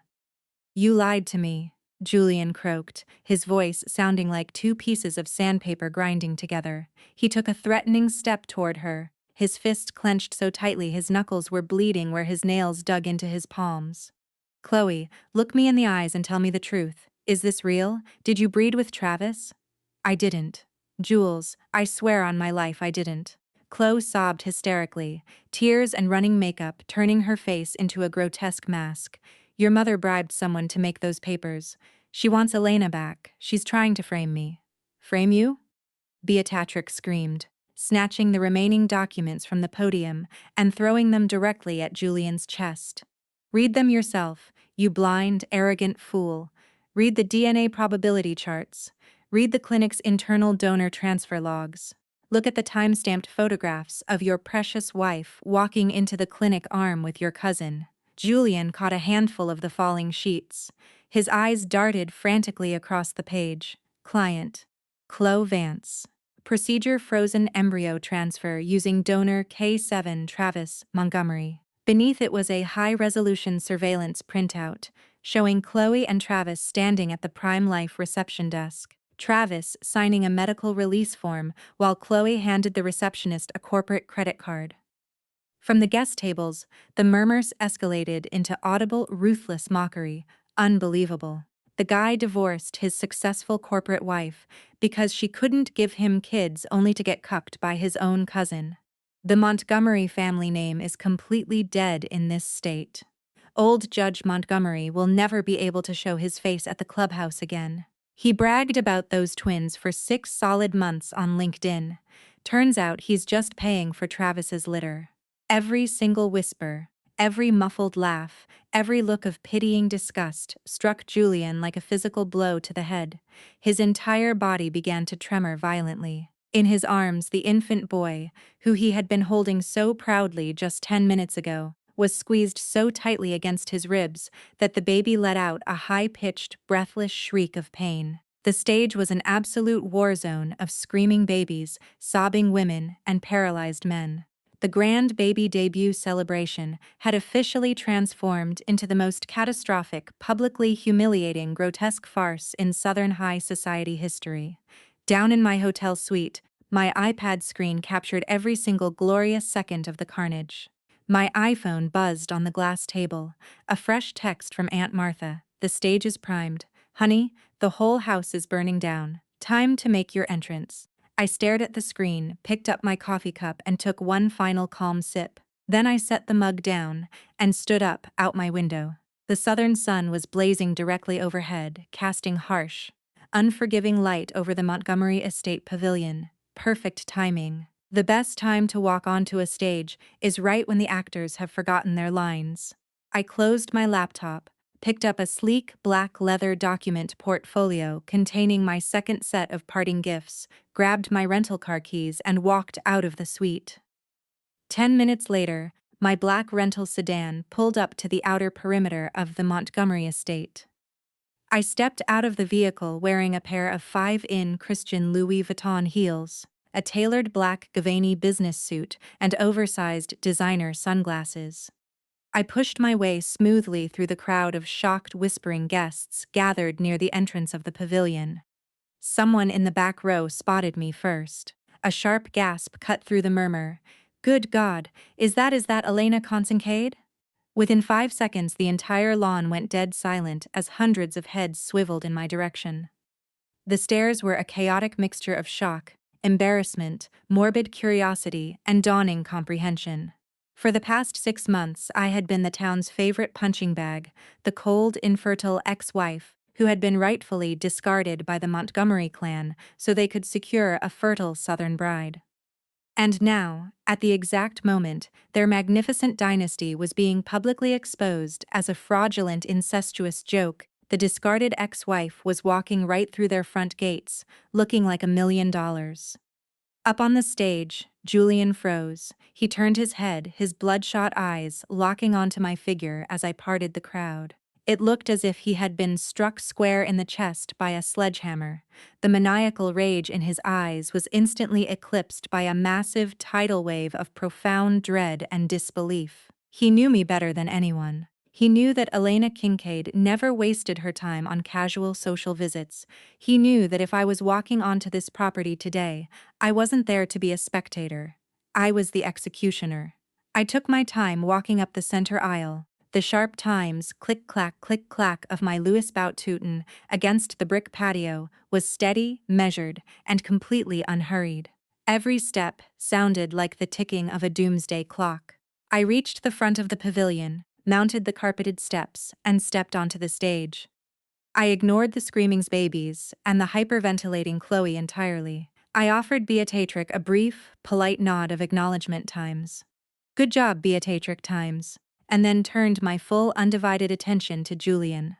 He was standing there holding the crying infant boy, his skin the color of wet ash, his lips parted in dumbfounded terror. I removed my sunglasses, slipping them into my Givenchy jacket pocket, and offered him a warm, impeccably polite corporate smile. "Well, Jules," I said, my voice projecting clearly through the stage microphone that Beatrice had left active on the podium, "it looks like my timing is impeccable."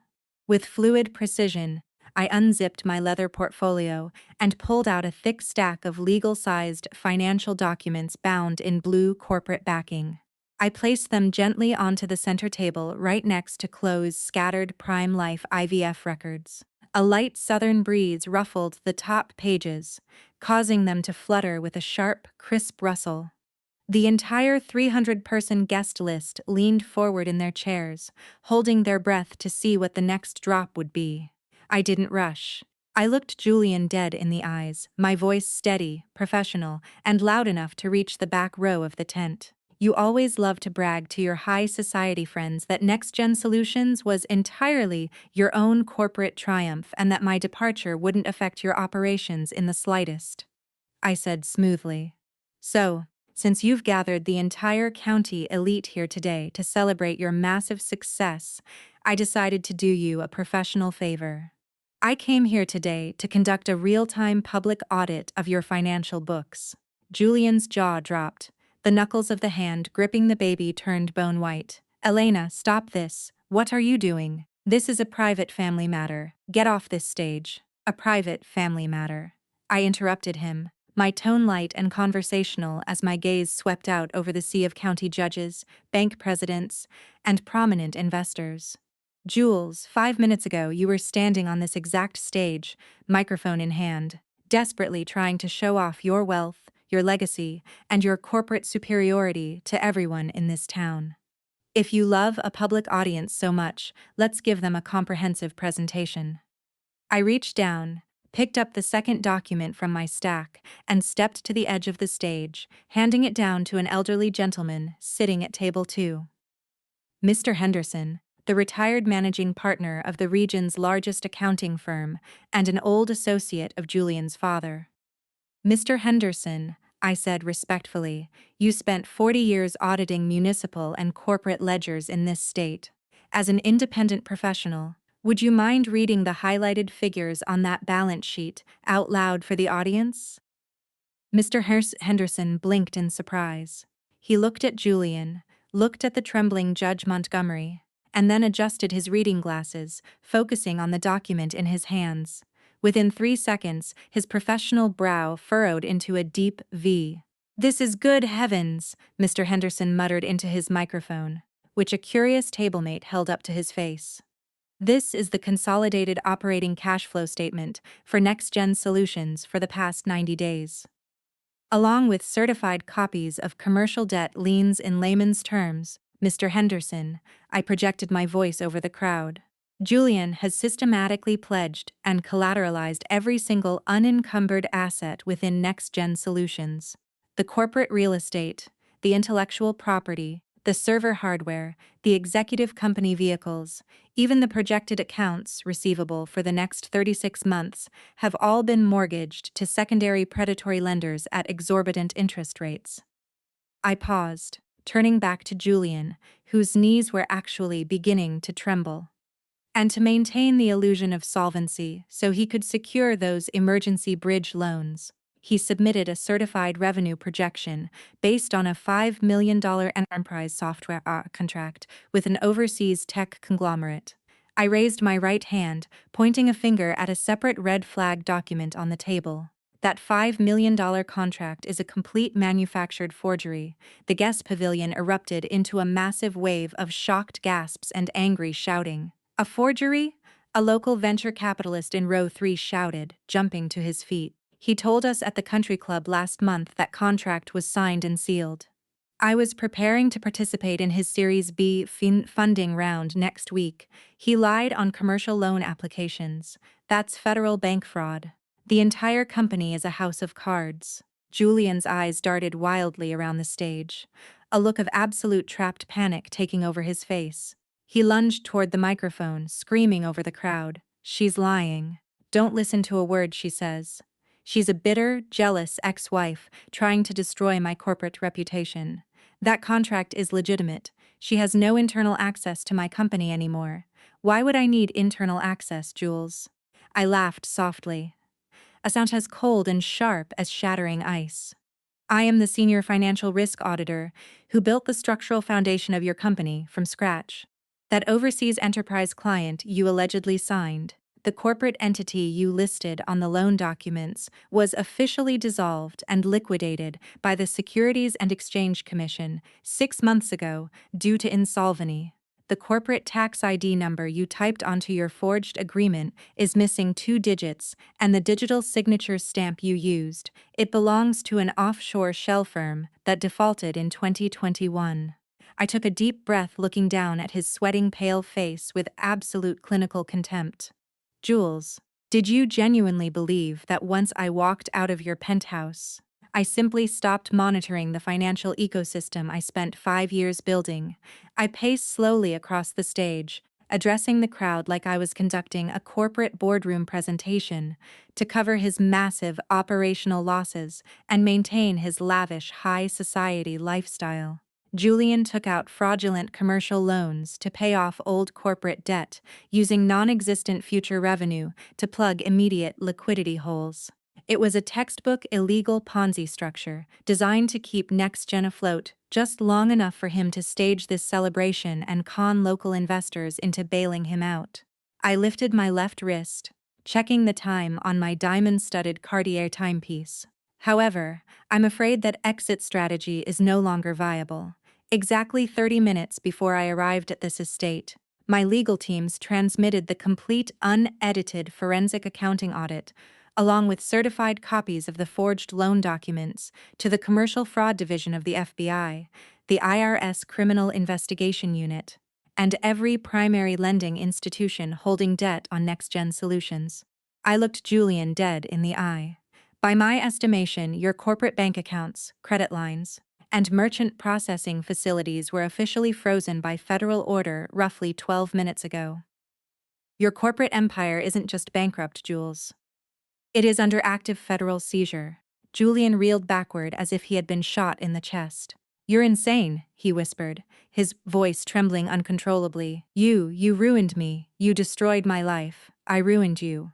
I took a step forward, my gaze glacial and uncompromising. Jules, NextGen Solutions didn't collapse today because I pushed it over. It collapsed because you hollowed it out from the inside like a greedy termite. I gestured aggressively toward Chloe, who was weeping uncontrollably on the floor of the stage. You drained hundreds of thousands of dollars in critical operational capital out of your startup to fund your secret affair. You bought luxury midtown condos, imported sports cars, Hermes handbags, first-class vacations to Maui, and private fertility clinic treatments. You utilized company marketing budgets to pay off your mistress's brother's gambling debts. Did I authorize those corporate expenditures? I spun around, my eyes locking on to Travis Montgomery, who was still cowering near the catering tent, trying desperately to edge toward the parking lot exit. And your precious cousin Travis. You paid him a 6F-figure executive salary out of your engineering payroll, while he did nothing but gamble and act as your wife's private sperm donor. Should I read off the exact dollar amount of corporate funds you embezzled to cover Travis's legal settlements, Jules? Would you like me to read that to your father right now? Travis let out a pathetic whimper, his knees giving out completely as he slumped down into the grass behind the bar. At the VIP table, retired Judge Montgomery attempted to stand up to defend his family name, but the sheer emotional and financial shock of the revelations was too much. His eyes rolled back in his head and he collapsed sideways out of his chair onto the brick patio. "Robert!" Beatrice screamed in horror, abandoning Chloe and rushing off the stage to throw herself over her unconscious husband as several guests shouted for someone to dial 911. Right at that exact second, the smartphone in Julian's Tom Ford jacket pocket began to vibrate with violent, frantic intensity. His hand was shaking so badly he dropped the infant boy onto a cushioned stage chair, pulling the phone out of his pocket. The screen flashed the caller ID. Jessica, executive assistant. Operating on sheer blind instinct, Julian swiped the screen to answer, inadvertently activating the speakerphone mode as his thumb slipped on the glass. Before he could utter a single syllable, Jessica's hysterical, panic-stricken voice exploded from the phone speaker, projecting clearly into the stage microphone and broadcasting across the entire estate. "Mr. Montgomery, thank God you answered. It's an absolute disaster." Jessica was screaming, her breath ragged as if she were running down a hallway. "Federal agents just raided the Chicago headquarters. We have FBI financial crime investigators and IRS special agents locking down the executive suites right now. They're seizing all the servers and corporate hard drives. They presented a federal warrant for commercial bank fraud and wire fraud." Julian's mouth opened and closed, but no sound came out. Jessica's hysterical screams continued to pour from the phone, and it gets worse. "The commercial banks just called our finance department. All our operating accounts are completely frozen. Our payroll bounced. And 5 minutes ago, we received a formal cease and desist injunction from legal counsel representing Dr. Arthur Vance." Julian's eyes went wide with confusion. Dr. Vance." He managed to croak into the receiver. "Yes, doctor. Vance, Elena's former grad school advisor. He formally revoked our core proprietary licensing agreement as of 12,000 p.m. today. He stated that, because our firm violated the covenants of the initial intellectual property transfer by engaging in fraudulent accounting, the foundational algorithmic patents for all next-gen software have been legally terminated and reverted back to him. Our primary product line is officially dead. We have nothing left to sell." Jessica broke down into audible, hyperventilating sobs over the speakerphone. "The institutional investors are calling the office, threatening to file personal lawsuits against you. The engineering team is walking out the door. Mr. Montgomery, you have to get back to Chicago right now. If you don't come back, they're going to issue a federal warrant for your arrest. Next Gen is finished. We are completely dead." Click. The line went dead. Julian's hand went limp. The expensive iPhone slipped from his fingers, falling onto the wooden stage floor with a sharp crack, the screen shattering into a spiderweb of broken glass. The entire Montgomery estate was wrapped in a suffocating graveyard silence. 5 minutes ago, this lawn was the scene of the most extravagant celebratory baby debut in South Carolina history. Now, it looked like the aftermath of a military airlift strike. The only sounds left were the wailing cries of the infant twins sitting on the stage chairs, the distant wail of an approaching ambulance for Judge Montgomery, and the harsh, ragged breathing of 200 high society guests staring at Julian in absolute horrified revulsion.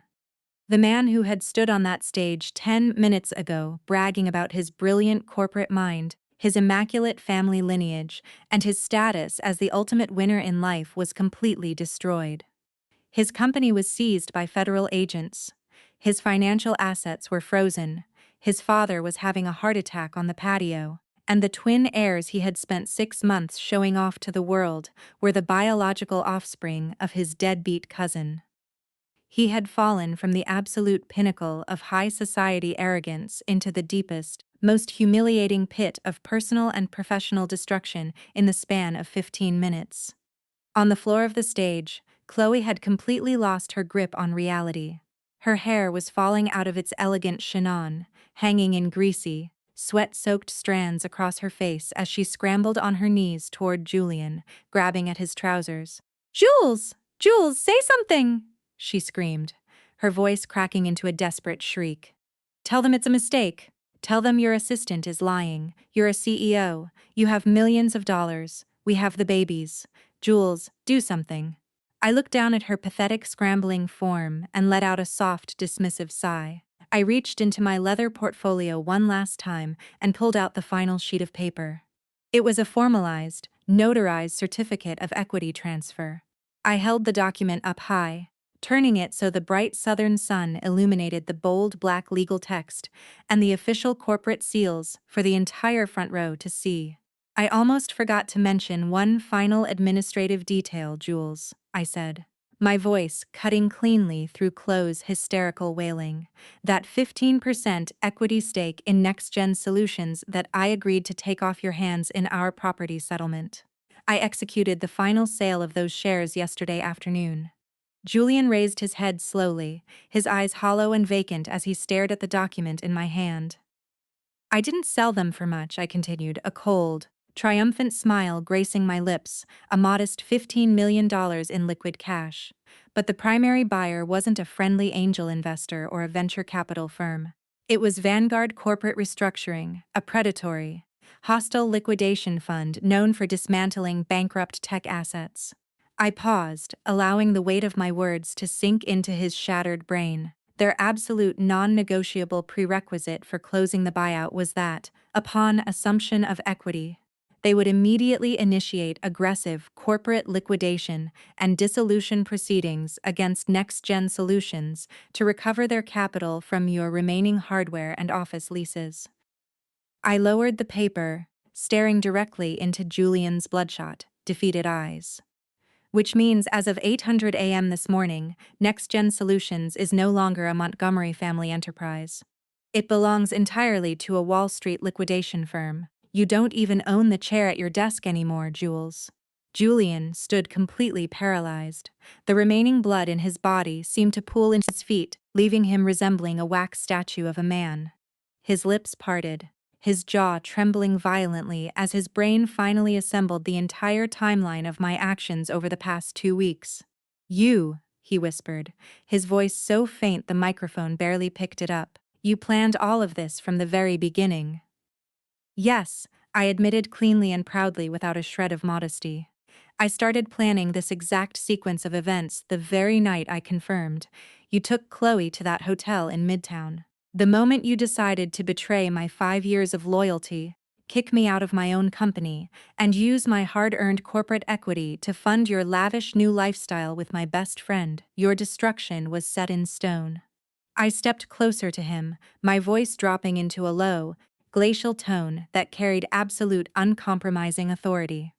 "You thought you could step on my neck to build your dream life? You thought I was just some quiet accounting spreadsheet you could discard whenever you felt like upgrading.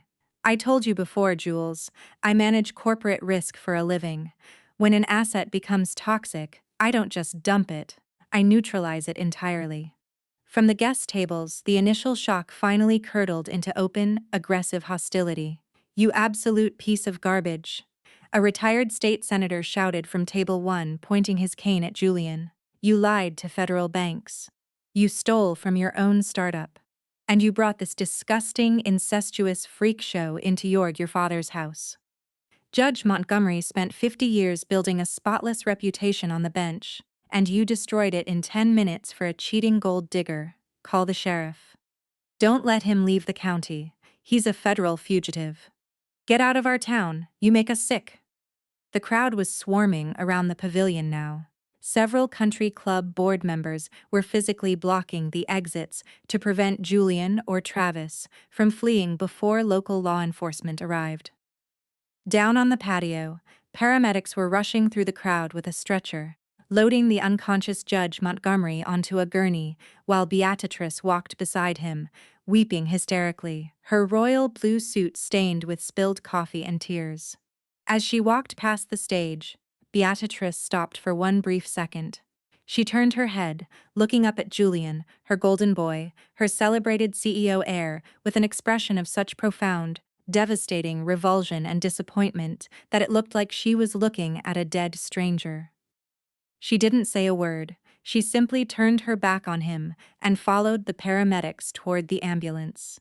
Julian was left standing entirely alone on the center stage, surrounded by weeping women, screaming infants, and 300 screaming county elite calling for his arrest. There was nothing left for him to say. No eloquent corporate speech could explain away federal bank fraud warrants. No high-society spin could erase the Prime Life IVF donor records linking his wife to his cousin. He was entirely, irrevocably stripped of his wealth, his status, his family, and his dignity. I looked at his shaking, pathetic silhouette one last time. Suddenly, a wave of profound indifference washed over me. The debt was settled, the ledger was fully balanced. Spending another second on this stage felt like a waste of my valuable time. I placed the certificate of equity back into my Giveni leather portfolio, zipped it shut, and turned my back on him to walk down the stage steps. Elena. Julian's voice ripped from his throat a ragged, agonizing scream of pure desperation. I paused at the edge of the stage, but I didn't turn around. Behind me, I heard the heavy thud of his Tom Ford dress shoes stumbling across the wood as he threw himself forward, collapsing onto his knees just a few feet behind me. His breathing was heavy, ragged, and wet, with sudden hysterical tears. "Did you?" he choked out, every word trembled with agonizing pain. "Did you ever even for 1 second actually love me?" I stood still for 2 seconds. A slow, genuine smile spread across my face. Not a corporate smirk, but a smile of absolute liberated clarity. I turned my head slightly, looking back over my shoulder, at the kneeling, broken man who used to be my husband. The handsome, ambitious young entrepreneur who had once held my hand in a cramped Queens apartment and promised me the world was completely dead and buried. In his place was a pathetic criminal fraudster, kneeling in the ruins of his own arrogance. "Of course I loved you, Jules," I said softly, my voice calm and crystal clear. "I loved you enough to take my life savings and my youth and build you an empire from nothing when you didn't have a dime to your name." My smile faded, my eyes turning as hard and cold as cut diamonds. "But you took my loyalty and my heart, and you threw them into the gutter. So now you get to live in the gutter. This entire catastrophe isn't bad luck, Jules. It's just the final balance on your account." Without waiting for his reply, I turned my head back around, gripped my leather portfolio, and walked down the steps of the pavilion. My 5-in Louboutins clicked steadily against the brick patio as I parted the crowd of screaming, chaotic guests. Behind me, the stage was a symphony of absolute destruction. Chloe screaming hysterically as county sheriffs walked onto the lawn, Travis being dragged out from behind the bar by private security, Julian sobbing uncontrollably on his knees, and the high-pitched wailing of 2 infants who belonged to none of them. I didn't look back once, not a single glance. Because as of 11:30 a.m., on this brilliant southern Sunday morning, absolutely none of it was my business anymore. By the time I reached the outer brick gates of the Montgomery estate, the morning heat was rising, but the breeze blowing off the tidal river felt exceptionally fresh and clean. The weeping willows lining the street swayed gently in the wind, entirely indifferent to the high society apocalypse unfolding 3 blocks away. Just as I reached my black rental sedan, I heard familiar footsteps hurrying down the sidewalk behind me. "Elena, honey, wait up." I turned around to see Aunt Martha jogging toward me, breathless. Her Sunday church hat slightly askew on her head. Her face was flushed red from the excitement, her eyes shining with tears of fierce pride and vindication. In her hands, she clutched a large stainless steel thermos. "Aunt Martha," I smiled, stepping forward to catch her hands. "Oh, my brave, beautiful girl," Martha panted, pulling me into a fierce, crushing southern hug that smelled of lavender and vanilla. She held me tight for several long seconds before pulling back, wiping a tear from her wrinkled cheek. "You went through all that hell, all that betrayal and heartbreak. And you never breathed a word of it to your old auntie until this week. Why did you carry all that weight by yourself, honey?" I smiled gently, tapping the leather portfolio under my arm. "Because in my line of work, Aunt Martha, you never make an accusation until the audit is complete and the checkmate is on the board." Martha let out a hearty, booming laugh, slapping her knee. "Well, you certainly audited their tails today, sweetheart. I have never seen anything like it in 30 years at the courthouse." Old Beatrice looked like she swallowed a bucket of nails. "And Julian, Lord, that boy is going to be wearing a federal jumpsuit before the month is out." She thrusts the heavy thermos into my hands. "Here, I made this fresh this morning before the madness started. It's my special southern sweet tea with peach nectar and crushed mint. You take this with you on your drive back to the airport. It'll keep you cool." I unscrewed the lid of the thermos. The sweet, icy fragrance of fresh Georgia peaches and mint drifted up, instantly clearing the last lingering traces of estate toxicity from my lungs. I took a long, refreshing sip. It was the best thing I had tasted in 5 years. "It's never too late, honey," Aunt Martha said softly, reaching out to gently smooth a stray lock of hair away from my forehead. Her eyes were warm and intensely maternal. "You're young, you're brilliant, and you've got the whole world sitting in the palm of your hand. You go back up to that city, and you live your life for times now. Don't you ever look back at this swamp again." I nodded firmly, my smile reaching all the way to my eyes. "I won't, Aunt Martha, I promise. No more looking back." That afternoon, I drove my rental car back up the coastal highway toward the Charleston International Airport. Above me, the southern sky was transforming into a breathtaking canvas of deep orange, violet, and gold, looking like a massive blaze, burning away old corporate ledgers and turning my past into harmless ash. What awaited Julian Montgomery back in town was just the tip of the iceberg. By Monday morning, the financial and legal news cycles exploded across the country. Wall Street Journal exclusive. Next Gen Solutions seized in federal bank fraud raid. Founder Julian Montgomery ousted as CEO. Chicago Tribune. Tech star falls from grace. FBI investigating multi-million-dollar commercial loan forgeries at Next Gen Local Dispatch. Historic Savannah family in shock as high society baby debuted ends in brawl and paternity scandal. The internet feeds were moving at blinding speed. Financial journalists and legal commentators swarmed over the carcass of NextGen Solutions, like sharks sensing blood in the water. The Montgomery family, who had spent decades obsessing over their spotless aristocratic reputation, was completely paralyzed. Beatrice and the recovering Judge Montgomery had barricaded themselves inside the Savannah estate, refusing to answer calls from reporters or old friends, unable to show their faces in the state of South Carolina. As for Chloe, her true survivalist nature surfaced with breathtaking speed. 3 days after the estate explosion, I received a secure digital communication from the private investigator I had retained in Chicago. It contained a single surveillance photograph and a brief banking summary. In the photo taken at 2:00 a.m., in the underground parking garage of the Midtown luxury condo Julian had bought her, Chloe was dressed entirely in black athletic wear, her face obscured by a baseball cap and a heavy respirator mask. She was frantically shoving 3 massive overstead Louis Vuitton luggage bags into the trunk of a battered sedan. She wasn't alone. Standing right beside her, nervously scanning the garage entrance, was Travis Montgomery. Their operational pivot had been ruthless and immediate. The investigator's summary noted the specifics. Asset tracking update. Over the past 48 hours, Chloe Vance utilized joint banking credentials and power of attorney documents to systematically liquidate $450,000 from Julian Montgomery's personal emergency savings accounts and money market funds. She cleared out the contents of his private safe deposit box at Chase Bank, removing an estimated $200,000 in jewelry, gold coins, and bearer bonds. All funds were successfully routed through offshore crypto exchanges and deposited into an untraceable account registered in the Cayman Islands under Travis Montgomery's SLC. Subjects vacated the Midtown premises at 0:24 a.m. and are currently driving west toward the Arizona border. I stared at the surveillance photo on my laptop screen, closed the lid, and let out a soft, genuine laugh. Perfect. When wild dogs are starved of their meat, they inevitably turn around and tear each other to shreds.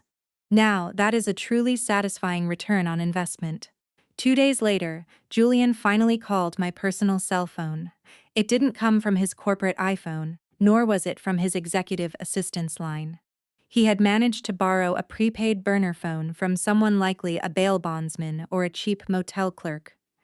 When I slid my thumb across the screen to answer, the line was dead silent for several seconds. There was no background music, no corporate confidence, only the heavy, ragged sound of a man hyperventilating into the receiver. After roughly 15 seconds, his voice finally came through. It was so raspy, weak, and hollowed out that he sounded like an 80-year-old man. Elena. I didn't offer a greeting, I simply made a neutral acknowledging sound in the back of my throat. Chloe ran away. Those 3 words tumbled out of his mouth with a pathetic, absurd comedy that was almost painful to listen to. He had finally been forced to confront the objective mathematical truth. The pure, traditional, loving woman he had placed on a pedestal and sacrificed his marriage to attain was at her core a ruthless financial predator who had used him as a transitional liquidity bridge. I stood by the floor-to-ceiling windows of my Chicago penthouse, swirling a glass of expensive Napa Valley Cabernet Sauvignon as I looked out over the glittering city skyline. My voice was completely level, conveying the detachment of an actuary reading a weather report. I know, and I assume she took every liquid asset that wasn't bolted to the floor. Julian's breath hitched into a violent, shuddering sob over the line. She took everything, Elena. She drained my personal checking accounts. She emptied my money market funds. She took my grandmother's diamond rings out of the safe deposit box. Even the college trust fund capital I had set aside for the babies. She stripped it all out and fled to Arizona with Travis. Travis's phone is disconnected. My father won't even speak to me. He changed the security codes on the Savannah estate gate. My own mother told the gate guards to call the police if I step onto the property. He fell silent for a long, agonizing minute. I could hear him weeping uncontrollably into the cheap plastic burner phone. The sound of his absolute, unmitigated ruin echoing across the digital frequency. When he spoke again, his voice was barely a whisper, thick with devastating, belated realization. You knew, didn't you? You knew she was going to rob me. You knew those babies weren't mine from the very start. Yes, Jules. I knew, I replied calmly, taking a slow sip of my wine. I had the complete forensic dossier in my possession before I even handed you the divorce papers. Why didn't you tell me? He screamed suddenly. A brief, hysterical flash of his old arrogance surfacing before collapsing back into despair. If you knew she was a con artist breeding with Travis, why didn't you warn me? Why did you let me walk onto that stage and destroy my entire life? Why was it my fiduciary responsibility to warn you, Jules? I countered, my voice dropping an octave into an icy razor-sharp register. That was your own strategic corporate decision. You made the active choice to betray our marriage, kick me out of the company I saved, and install your mistress in my place. You constantly lectured me that Chloe was sweet, innocent, and the only woman capable of giving you a loving home. Well, if she just looted your bank accounts and fled across state lines with your cousin, doesn't that simply mean your executive judgment was fundamentally flawed? Elena, please, Julian cried out, his voice cracking with utter abject desperation. Don't talk to me like an auditor. What am I supposed to do now? I have federal bank fraud charges pending. Vanguard is liquidating my office furniture. I'm living in a 2-star motel near the airport with $50 in my pocket. Please show some mercy. What kind of mercy are you looking for, Jules? I asked coldly. Would you like me to draft a memo expressing my corporate sympathy? Or would you prefer I send you a congratulatory card on your well-deserved bankruptcy? He choked on his tears, unable to form a coherent argument. After a prolonged silence, his voice dropped into the pathetic, begging tone of a drowning man reaching for a razor blade. I regret it, Elena. God, I regret everything so much, he wept. My company is gone. The children aren't mine. The woman I sacrificed my reputation for was a criminal who conned me from day one. I have absolutely nothing left in this world. Elena, please let me come back to you. Let's start over. If you take me back, I'll sign over whatever future earnings I ever make. I'll do whatever you want. I'll be the supportive partner you always wanted. Please, Elena, I'm begging you. I closed my eyes for a second, taking another sip of my Cabernet. Listening to his pathetic pleas, I felt an overwhelming sense of sheer boredom. It was so remarkably predictable. This is the fundamental architecture of an entitled narcissistic man. When his corporate valuations are soaring and his life is smooth, he treats your loyalty like a stepping stone to be trampled on. But the exact second his fraudulent empire collapses and he falls into the dirt, he desperately tries to turn you into his personal life raft. He didn't regret betraying me. He didn't regret breaking his marriage vows or lying to my face for a year. He only regretted losing the one hyper-competent, loyal woman who had always been willing to clean up his financial messes and keep him solvent. I waited patiently in silence until his sobbing subsided into ragged gasps for air. Then I leaned closer to the receiver, my voice crystal clear, completely devoid of anger, pity, or hesitation. Julian, I said smoothly, you have made a critical error in your risk assessment model. I am not your contingency plan. I am not your bridge loan, and I will never be your life raft again. His breath caught sharply in his throat. Elena, please do not ever attempt to contact this number or my corporate office again. I cut him off, my tone carrying final, absolute legal authority. Whatever federal indictments, financial judgments, or personal miseries come your way over the next 10 years are the direct quantifiable return on the investments you made. They belong entirely to you. Our partnership is permanently terminated. Without waiting for a single word of response, I pulled the phone away from my ear, tapped the end call button, and immediately registered the prepaid burner number into my permanent firewall block list. Outside my penthouse windows, the deep blue dusk of Chicago had fully settled, and the city lights were burning with intense electric brilliance across the loop. I poured myself another ounce of the rich red Cabernet, settling comfortably into the plush leather of my sofa. My iPhone screen lit up silently on the glass coffee table. It was an audio message from Aunt Martha down in Savannah. I tapped play. Aunt Martha's voice filled the room, brimming with cheerful Southern vindication. Well, honey, just wanted to give you the final local update. Julian actually took a Greyhound bus back down to Savannah this afternoon and tried to get into the estate to beg his daddy for bail money. He was down on his knees on the brick driveway, crying his eyes out, but old Judge Montgomery ordered the groundskeepers to keep the iron gates padlocked shut. Didn't even send out a glass of water for him. Beatrice stood on the second-floor balcony and screamed down that she has no son anymore. Now the whole town is shunning him like he's got the plague. He walked back down the highway with his head hanging between his knees. Absolute justice, darling. I listened to the message to the very end, smiled, and tapped delete. Then I opened my professional leather-bound master schedule. Next Monday morning at 9:00 a.m., I was scheduled to lead a high-stakes valuation meeting with the managing partners of a premier Silicon Valley venture capital fund evaluating a $40 million lead investment in a revolutionary AI cybersecurity infrastructure firm. Next month, I was flying out to Zurich to keynote an international merger and acquisition summit for women in executive leadership. My professional and personal horizon was wide open, stretching out before me with endless brilliant possibilities. I had decades of youth, massive capital resources, and complete personal autonomy to construct a life more magnificent, independent, and fulfilling than anything I had ever experienced in my past. As for Julian Montgomery, he wasn't even a notable corporate failure in my professional portfolio anymore. He was simply an expired, fully amortized bad debt write-off from a fiscal year that had already been closed, audited, and archived. I raised my crystal glass of Cabernet toward the glittering Chicago skyline, watching the deep ruby liquid catch the ambient light of the city. It looked like a silent, well-deserved toast to liberation. For the very first time in my entire adult life, I was finally living exclusively, unapologetically, and gloriously for